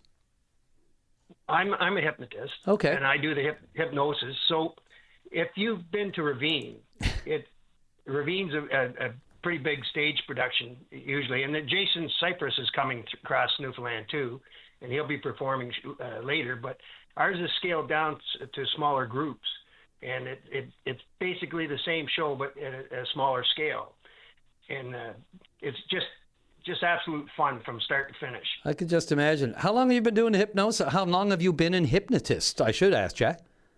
5 years. And do you go to school for this? Is it training? I'm in. So anybody can be hypnotized. I got a cat I'd like to hypnotize. Pardon? I say anybody can be hypnotized, and I don't know if I can do it on your cat or not. Ah, damn. That's the final. Oh, well, she's safe for now. But go ahead. Sorry. I'm just curious, how do you train to be a hypnotist? I bet there's a few people who might be in on that. I mean, with good intentions, I hope. Well, hypnosis is actually really easy, and anybody can become a hypnotist because it's a naturally occurring phenomenon that happens to everybody daily. And what I mean by that, if you're driving down the road and you've been at this same road several times, and it's a long distance drive, and on the way you're going, Jesus, I don't remember passing that. You know, you're in a trance and you're temporarily hypnotized there. If you ever daydreamed before, you're temporarily in a trance and you're temporarily hypnotized. So everybody goes in and out of trances all day. So to be a hypnotist, you can take there's online courses. You can go to people that deliver courses. I trained under Mike Mandel. I don't know if you've ever heard of him, but he's been all across Canada. He's been a hypnotist for 40 years. I also trained under Michael C. Anthony, and they're fantastic hypnotists. And I constantly go to, I'm in contact with 6,000 hypnotists across all around the world. And do you have like conventions? Big shows. I'd go to one of those conventions. To upgrade yourself, right?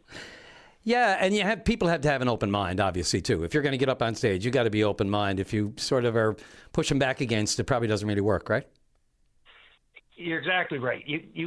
I can't force anybody to be hypnotized. You have to be a willing participant. Yeah.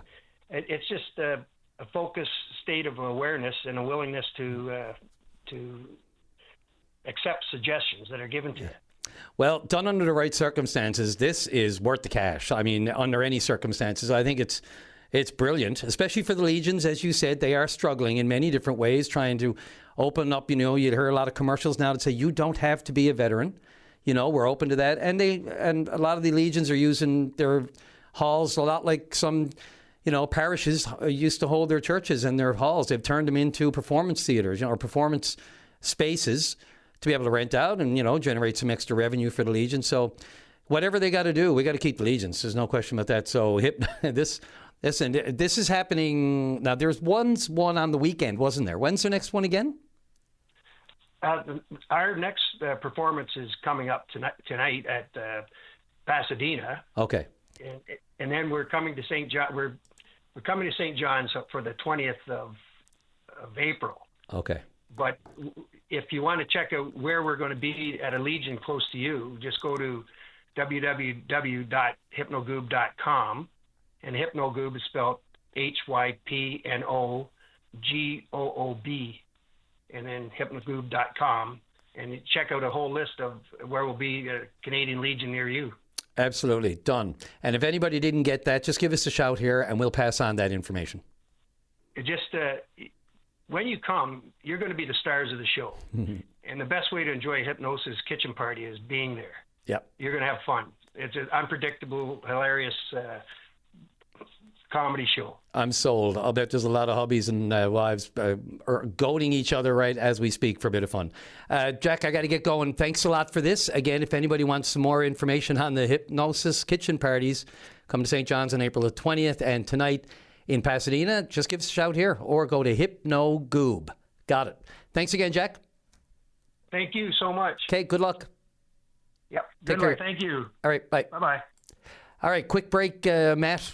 Going to make up for one, and we'll be right back. This is Open Line on the VOCM Big Land FM radio network. And welcome back to the final half hour for this stormy old Tuesday. Let's go right to line number 8 and welcome the official leader of the official opposition, Liberal opposition, and the MHA for Windsor Lake, John Hogan. You're on the air.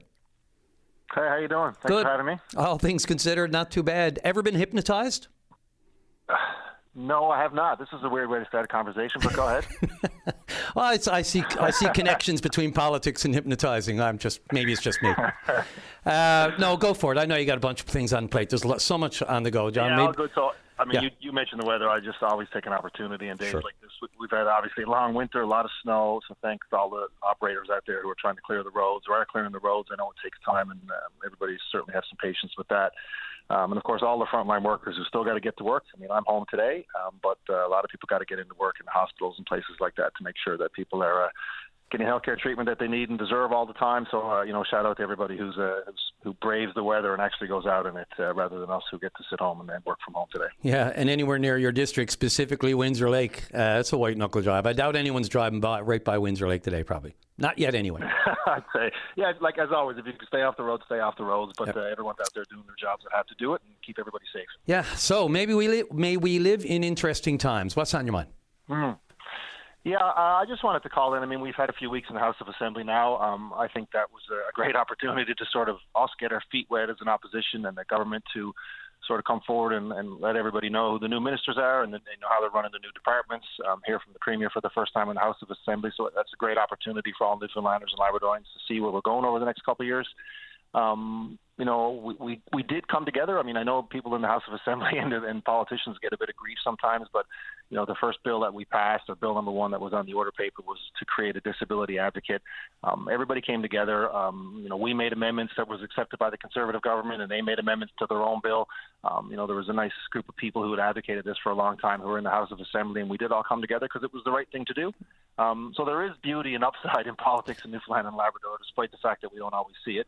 But of course, we disagree as well, and our job is, as I said when I took this job, we won't oppose for the sake of opposing, for example, on the disability advocate, but we will oppose when we think there's an issue that the government is not listening to us or not doing the right thing, I should say.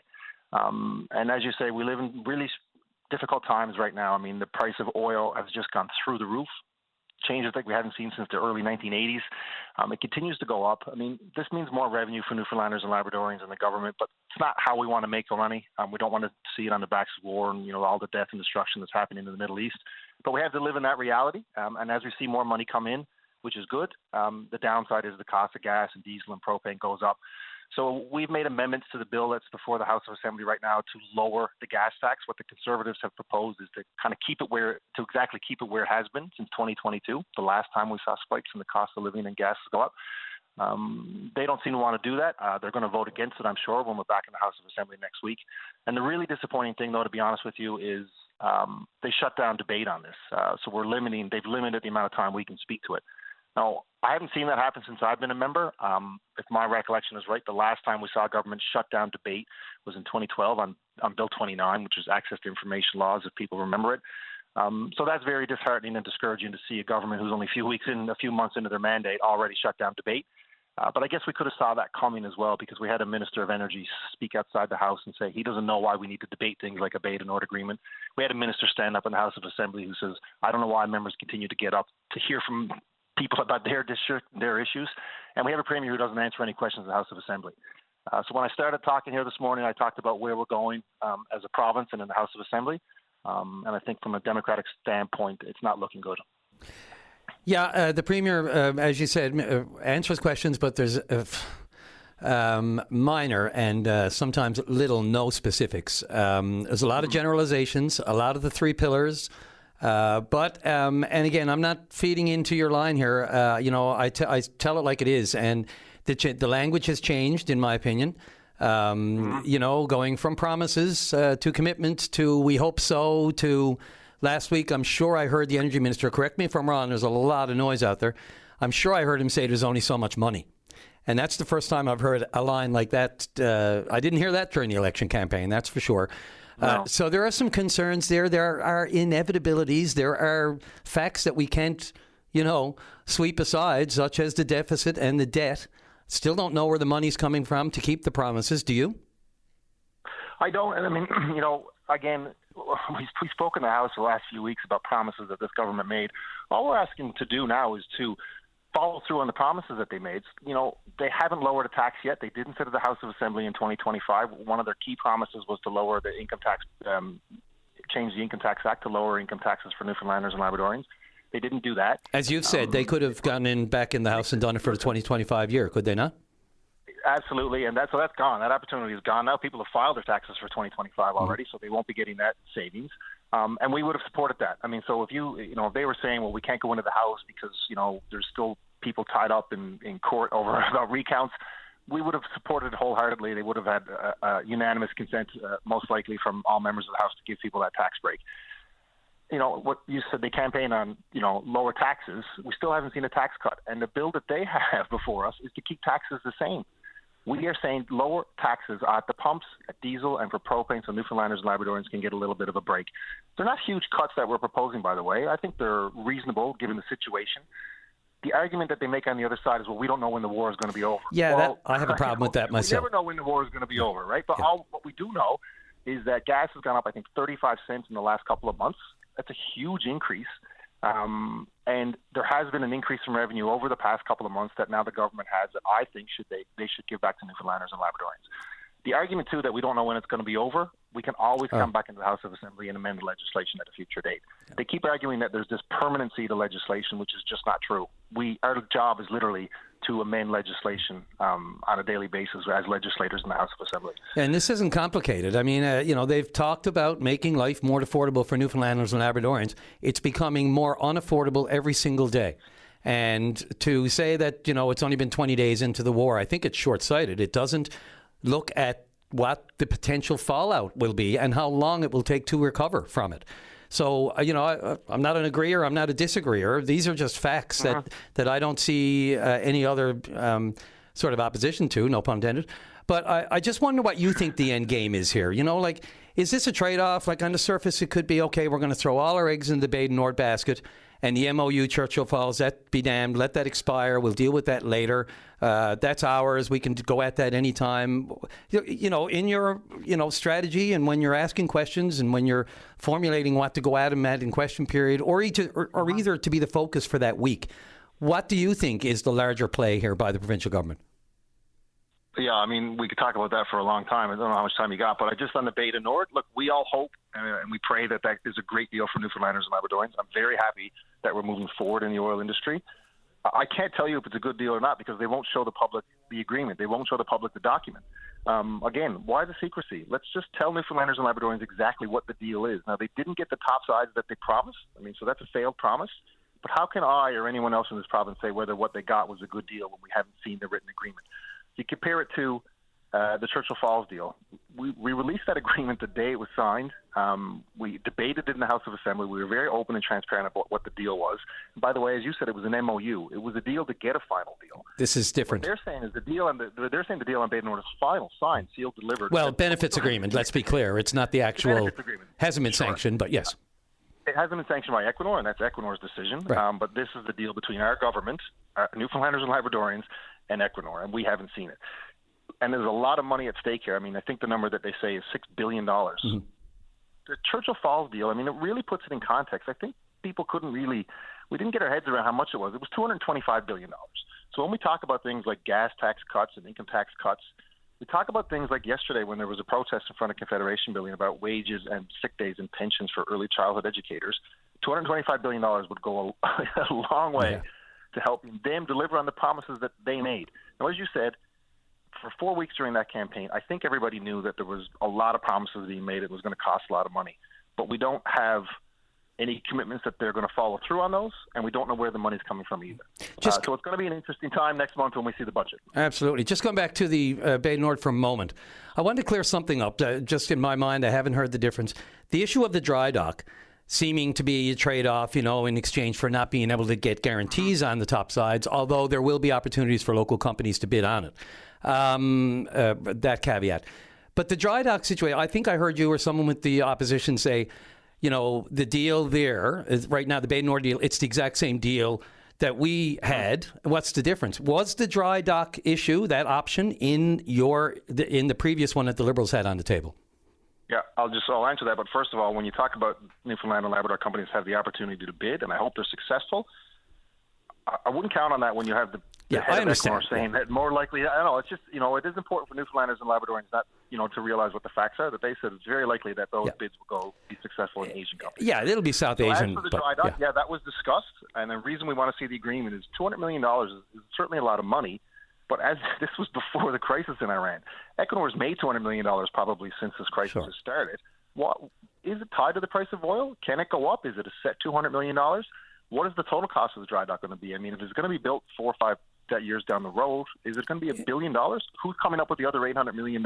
Yeah, no. Is there any guarantee that it's going to be there? Is there any guarantee for jobs? So Yeah, go ahead. Sorry, yeah. No, I agree with that. Look, I didn't want to get into the minutiae of it, of the actual cost and what's going to happen. It's a $200 million fund or whatever it is to go towards it.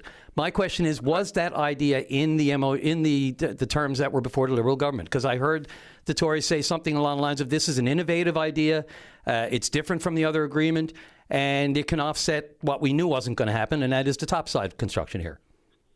I can tell you that was certainly discussed, and what was also not further discussed was how to proceed with that agreement at the time when I was Premier over the course of the summer, is because the topsides were not on the table. So I didn't want to have any further discussions until after the election. We weren't successful. That's life. But I didn't want to have any further discussions because topsides weren't on the table. Trades NL were very vocal and said that they would not be happy with any agreement that didn't include topsides in this province. But I don't know what changed between the election and after the election, but here we are. But realistically, I think you could have said then, as you've said now, that the topsides is not realistic to think that they're going to be constructed here. You just said that, right? Well, I said it wasn't on the table. Yeah, right? But you said also that it's not realistic that it's going to go to a South Asian company, as you said, or it's going to go to Asia. Well, right? No. Let's be clear now. This is after the fact that they said that they can bid on it. There was no discussions about bidding before the election. There was no discussions about if Newfoundland and Labrador could do it, because Equinor had a different proposal altogether. Everybody knew that. Everybody knew where Equinor stood on it. But I wasn't prepared to continue those negotiations until I had any guarantee there will be jobs here for trades workers and Newfoundlanders and Labradorians. Fair enough. Now, again, let's see this agreement. Hopefully there are some guarantees in it. And that's what we want for Newfoundlanders and Labradorians, and that's what we want for trades workers here. We want that industry to continue and thrive and contribute to the economy. John Hogan, look, well past break, but great discussion. Let's continue it another time, please. I really appreciate you making time for the show. You got to take care. Stay safe, everybody. Awesome. Yep. Thanks very much. Bye. All right, Matty, let's take that break and come back with Mary on the food fishery after the break. This is Open Line on the VOCM Big Land FM radio network. Welcome back to the show. Let's go right to line number one. And Mary, you're on the air. Oh, hi, Brian. How are you? I'm good, bye. I'll make this a kind of brief now. I just wanted to bring up, Brian, about the food fishery. I don't understand why those people up in Ottawa in their ivory towers are dictating to experienced men when they can go and when they can't go out to get some food for the table. Experienced men and women. Those men are experienced. My father could go out the night before, look up at the sky and tell whether we could go out or not. Now, sometimes they're putting those men in danger. They know when they can go and when they can't. So why are they dictated to? It should not be allowed. Those ministers up there, what do they know? They're jumping from minister to minister. Sure, if you put a hen and a fish on the table in front of them, they wouldn't be able to distinguish one from the other. So I don't understand why it's allowed to happen. They should be allowed to go out when it's fit to get a bit of fish, a food fishery, and that's what I'm trying to say. It upsets me, because when my father fished, it's the merchants that got rich because there was no competition. And it upsets me, Brian. In some ways, Mary, listen, first of all, I feel it. I hear you, and I understand it. It's a reason why it's it becomes such a hot potato and an important topic. It's our culture, it's our history, and it's also repeating history in many ways. You just mentioned the merchants in the day of ruling the roost. Now we have the government ruling the roost, and it's all about bureaucracy. It's about, look, we gave away certain rights when we joined our union with Canada, and it's to this day either haunting us or benefiting us, depending on which side of the fence you're on. And sometimes it just depends on what side of the political fence you're on, which is ridiculous because facts are facts. And, when the four Liberal MPs voted against this private member's bill by Jonathan Rowe to increase it from, I think, 3 to 7 days and get us on par with the Maritimes. Look, I didn't see the debate. I didn't hear the debate. I have asked for either just to have a good, frank conversation because the upshot is there would be even more bureaucracy if we tried to make changes to it as from what it is now. And I think MP Tom Osborne, who, and Tom and Osborne's, the family is going through a rough time this week. They lost their father, Tom Osborne Sr. So once more, I mentioned that yesterday, but I'll mention it again. So I don't expect, rushes to the phone calls to call today. We're going to give them that space. But it is an important issue. And it goes back to, as Tom said, it could end up being similar to the bureaucracy that surrounded tags in the aftermath, the fallout, and the immediate aftermath of the moratorium in '92. I remember it too well. Yep. Sorry. Go ahead, Mary. Brian, the way that I look at it, everybody is jumping in and giving their opinions and running us. It's like the gas and the oil now, what they're doing. Going, how do they expect senior citizens to fill up their furnace and what they're doing? I mean, like that's another subject now, but this fishery, I mean, I grew up with it, and it makes me, this conversation came up there the other night with me.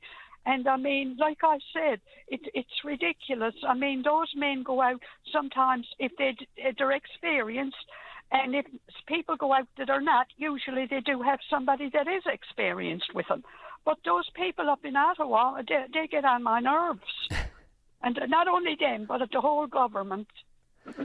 Yeah, you're singing. You're singing to the choir there. For a lot of the choir, I'm sure everybody's hearing you nodding their heads in agreement. Mary, look, there's so many issues that we feel that there's a total disconnect and understanding when it comes to Ottawa to Newfoundland. Forever and a day, it's our history. It's the way it's always worked. And even when we send up an MP and the good ones like Johnny Everett back in the day, God rest his soul. I mean, he would tell it like it is with the best of them. But even he got caught up in the political, I remember him, yes. in the rigmarole. He went up and he was as loud and boisterous and as rah-rah Newfoundland as anyone, Newfoundland Labrador. Yeah. And yet, he still had to fall in line with the party line, and there were issues there, and we won't get back into all the Atlantic Accord stuff, but, telling Newfoundland, do you want it, Mr. Premier? I mean, that was, there almost was a feeling of, which side is he on once you go to Ottawa? So there's that, careful line that our MPs always have to walk to the point of following towing the party line and doing what they know Newfoundlanders and Labradorians expect first of them.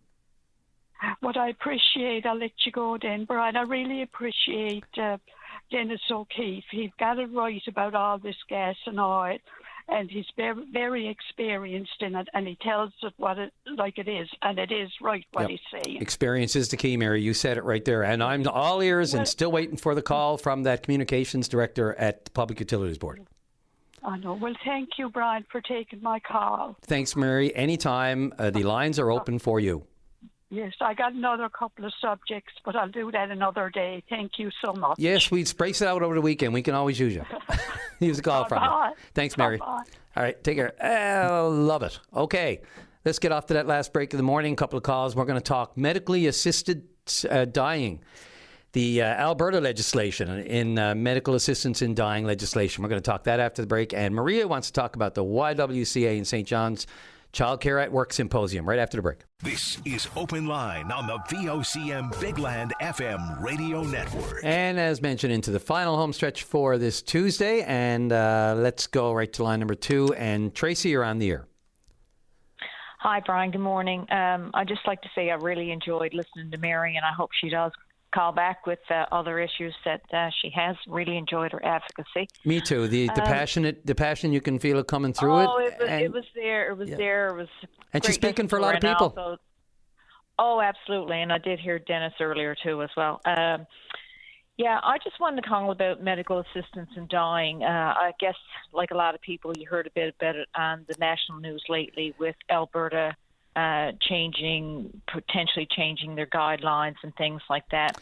Yeah, just so people know, this is the MAID, the acronym MAID, Medical Assistance in Dying. And yeah, the province of Alberta does have proposed legislation on the books for now, introducing it. And one of the key parts, I guess, that the headline for a lot of people is that it intends to limit the option for people who don't have reasonable foreseeableness of death within 12 months. So it's almost like a deadline. Unless you are expected to die within a year, you may not be eligible. And it also has bans for things like mental illness and look, there's terminal conditions. There's a lot of, sort of restrictions and conditions involved with this. Probably best to look it up. Won't get it. We can't cover it all right now, but go right ahead.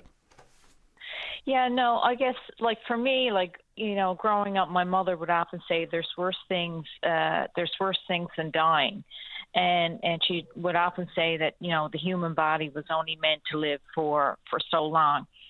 And I spent the last 15 years of my career as a social worker on the geriatric assessment unit at the Waterford, and basically primarily was a dementia unit. And I don't think in healthcare we have enough open conversations with people about that being an option. It started back in 2016, and I was always under the impression, you had to have a terminal illness and things like that. And I happened to catch an interview of that children's author, Robert Munch, on CBC.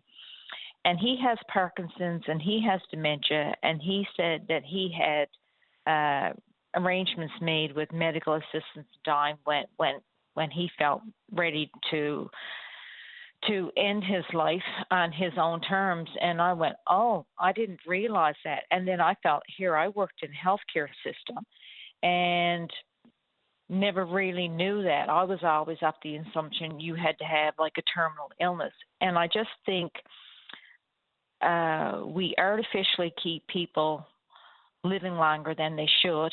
But I think there should be a dignity in dying, and that we should have more conversations with people who said, okay, I've enjoyed my life, I'm not well, and I think it's time for me to have a say when I want to go and help them make those arrangements. And I know I'm going to sound really awful when I say this, but the reality is that, there's a lot of in the media lately about the number of people who are waiting in hospital because they require an alternate level of care, that they can't return home and they require supports and things like that. Well, the sad reality is that they're waiting in hospital to go to long-term care where they are going to pass. And personally, for me and for other people, not for everybody, because I know I'm sounding pretty dark by saying this, but if I knew that there was no good quality of life for me ahead, and that my last year or 2 years was going to be painful and undignified, I would like to think that I would like to have that decision to end my life on my terms. And I just think we need to have a deeper conversation and make it more, provide more education and availability to those who really want to make that decision. Yeah, and Tracy, look, you apologize a couple of times for me. I wouldn't apologize at all. This is the nature of this topic. And we should be able to discuss it. And we should be able to, because I can guarantee you there are a lot of people listening who are in this headspace, whether it's with a relative, whether it's themselves. The risk here, of course, is just loopholes and making it too easy for people to assist to this, because we can see where it can go south in a really quick way, whether it's like the fine lines between mental illness and other conditions that are, and again, I don't want to try to give them a short shrift or even just try to pretend I can cover them all the topics here, but it's best to do your own research on this if you're that deeply invested, especially on a personal level. But, the conditions, whether it's terminal condition, whether it's an advanced request ban, they have the conditions for that. It's a tough, the most personal subject you can have about yourself or about a loved one. So that doesn't make it less possible to talk about. It makes it more important to talk about, if you ask me. Sorry, go ahead. No, I did have a cousin who did avail of it, but it took a long time for him. He was diagnosed in his 40s with MS, and eventually, did have medical assistance in dying. But by the time, he was approved, he lived a couple of years way beyond where he wanted to live, to the fact that, he was immobile, was drinking through a straw, and all this stuff. And I mean, I can recall one lady who lived at the Waterford, was a patient there, beautiful human being. And she'd be outside my office door and she'd be crying, and she would say, Tracy, why did God do this to me? Because she just couldn't stop the thoughts in her head. She just couldn't turn it off. And I don't think, unless you have true mental illness, that you can really judge when a person wants to stop the psychological torment that's going on in their mind. And I think sometimes it forces you to take another avenue that you don't want to take. So I just really feel that, with Miss Evans, Layla, being our new minister and seems to be really open to things. And I think, we got to be realistic about the cost of long-term care. And, most people might pay $1,000 or $2,000 a month, but the true cost of being in long-term care is tens of thousands of dollars a month per person.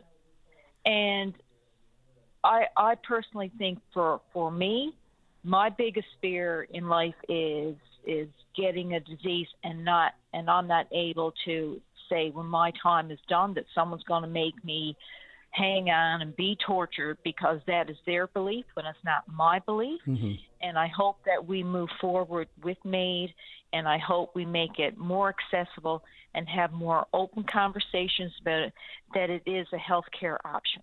And I'm not going to disagree with anything you said because, it is the most personal of topics that everybody should be entitled to have their own opinion on. I would just say I'd be careful of tying dollars and cents to the need to expand MAID. I mean, I know that's not exactly what you're saying. I know, but it's realistic, though, Brian. Well, it is. But no, really, it is. But like, if we're talking about debt and whatever, I'm just and like I said, a lot of people's not going to like what I say. But the reality is, if we had more open conversations, then people are saying, okay, this is an option for me. But the reality at the end is, if we're going to give more people the dignity in dying, and they're not going to spend an extra 2 years involved in the healthcare system, there is going to be a savings. Call it, you mightn't like it, but it is what it is. No, it's important to find the sweet spot here. And, if you are a person that has already made that decision, and you look at your chart and you look at your history and you look at, what it comes down to me, to Tracy, to be perfectly honest, quality of life versus the inevitability of death. Oh, there is a difference between living and being alive. Versus the inevitability, And I can remember when I worked at the hospital, and there is a fee for being in hospital, right? Once you're ALC, there's this fee of $37.23 a day that has been there forever. ALC being alternate level of care, right? Yep. Right, and then you have family members who would complain about having to pay that fee, and I had one guy say, "Oh, you're charging that so." To pay for Muskrat Falls, and I had to say to him, I said, if you can find somewhere where your loved one is going to get 3 meals, professional care, medication, this, that, and something else for $37 a day, take him there. Yeah, and sorry, the fee, as you said too, that's when you're there. That's when you're in acute care, and you shouldn't be, because you're taking up a bed that should be for acute care. Right, but I just think we got to start having more open conversations and telling people that why things are the way they are and what things cost. No one knows what it costs to get an X-ray. No one knows what it costs what's the true cost of being in long-term care. No one knows the cost of anything, yet we say health care is free.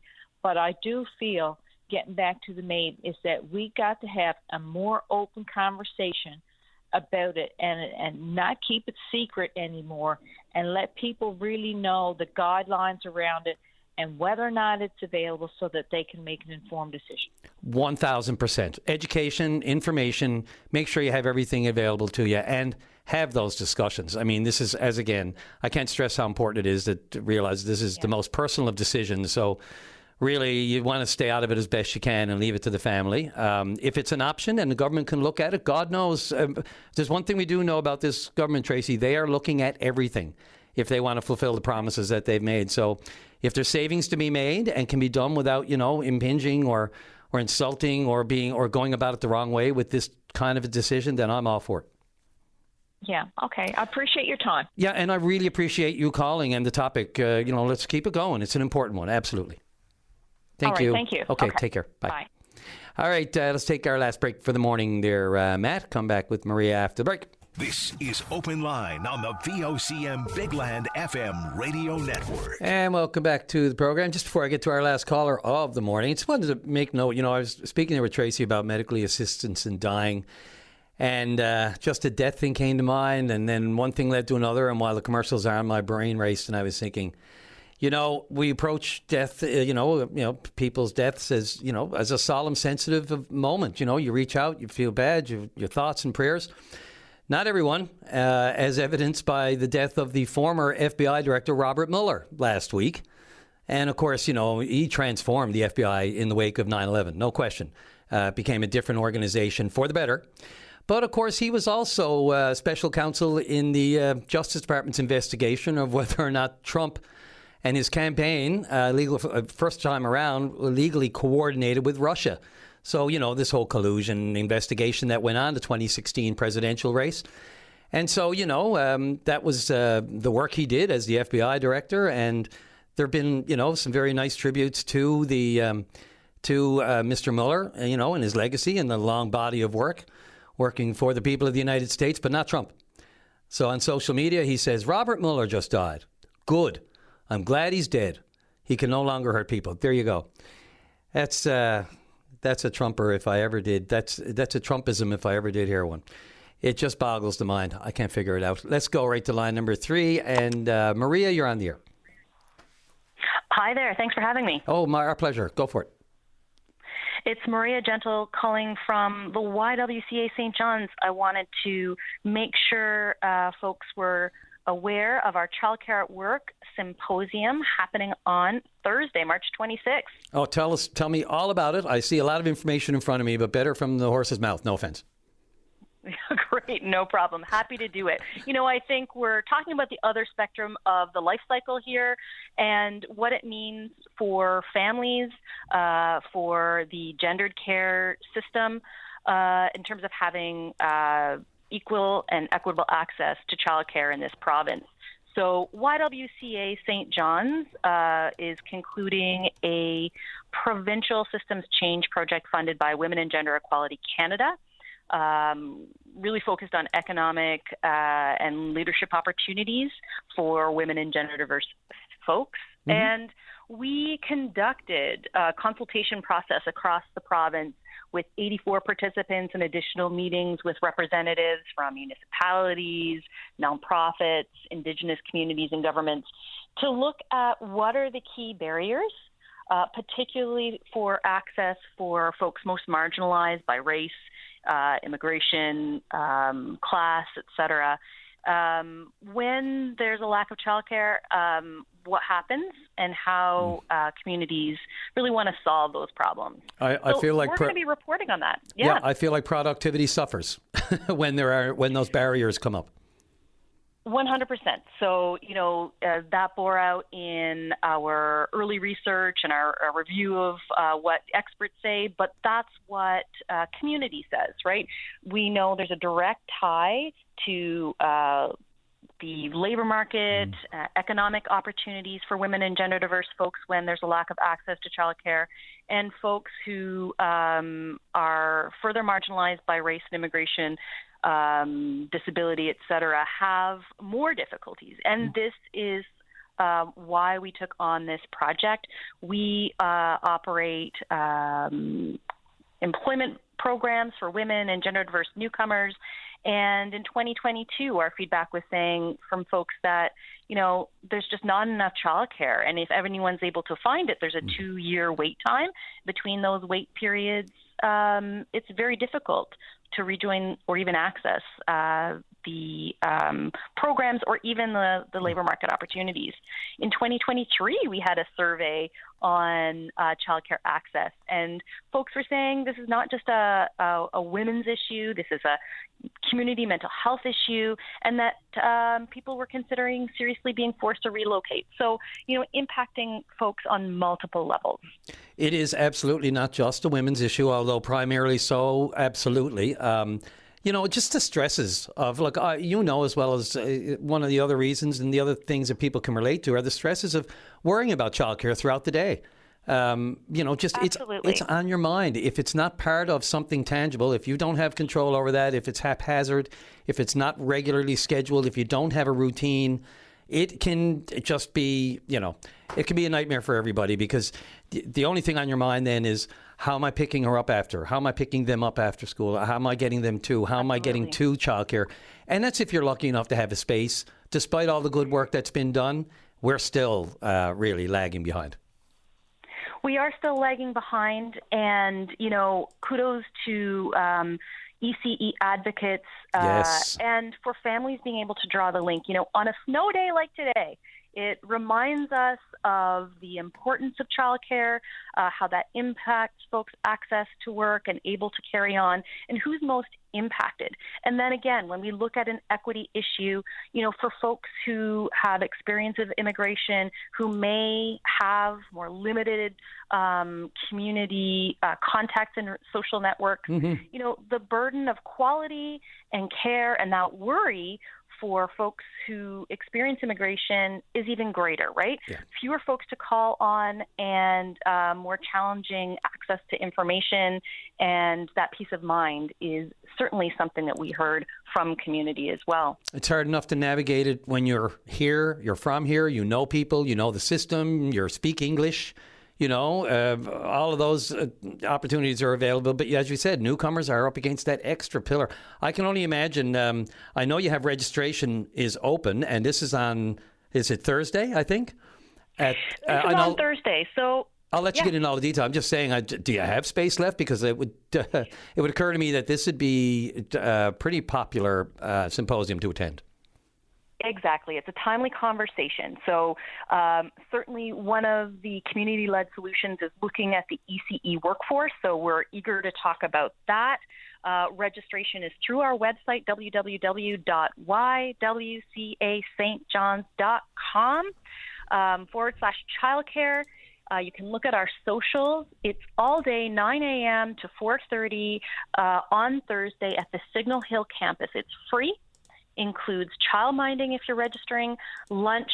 There's a panel and keynote with YWCA Canada's Director of Policy and Advocacy, Amanda Orella, will be giving us a national view of childcare and the importance of childcare, as well as cluing up the day with a workshop on advocacy so that folks can take the information that we've learned from communities regarding the community-led solutions to the barriers and find place and purpose and to put action behind what we all know, and that's childcare is one of those leading social supports that make a difference in community, both individually for families, and the investment and the return on investment in childcare is huge. So we want to make sure that's known, and we know it's two sides of the same coin, right?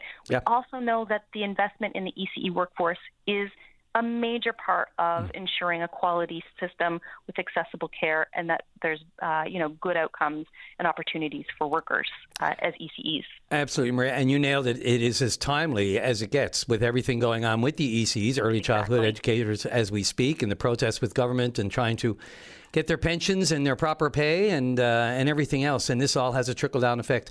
Maria, I'm right up to top of the hour. Thank you so much for squeezing this one in and your call. The Child Care at Work Symposium at Signal Hill Campus this Thursday, 9 to 4:30 p.m. And, of course, the YWCA website is probably the best place to find it.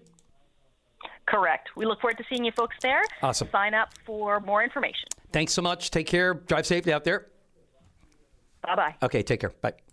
Yeah, that was the part of my ending anyway. That is. So, Matt, fine job back there. We'll talk more Leafs when we get a chance. I'm really sorry we keep running out of time. Drive safely, everyone. Arrive alive. What a mess.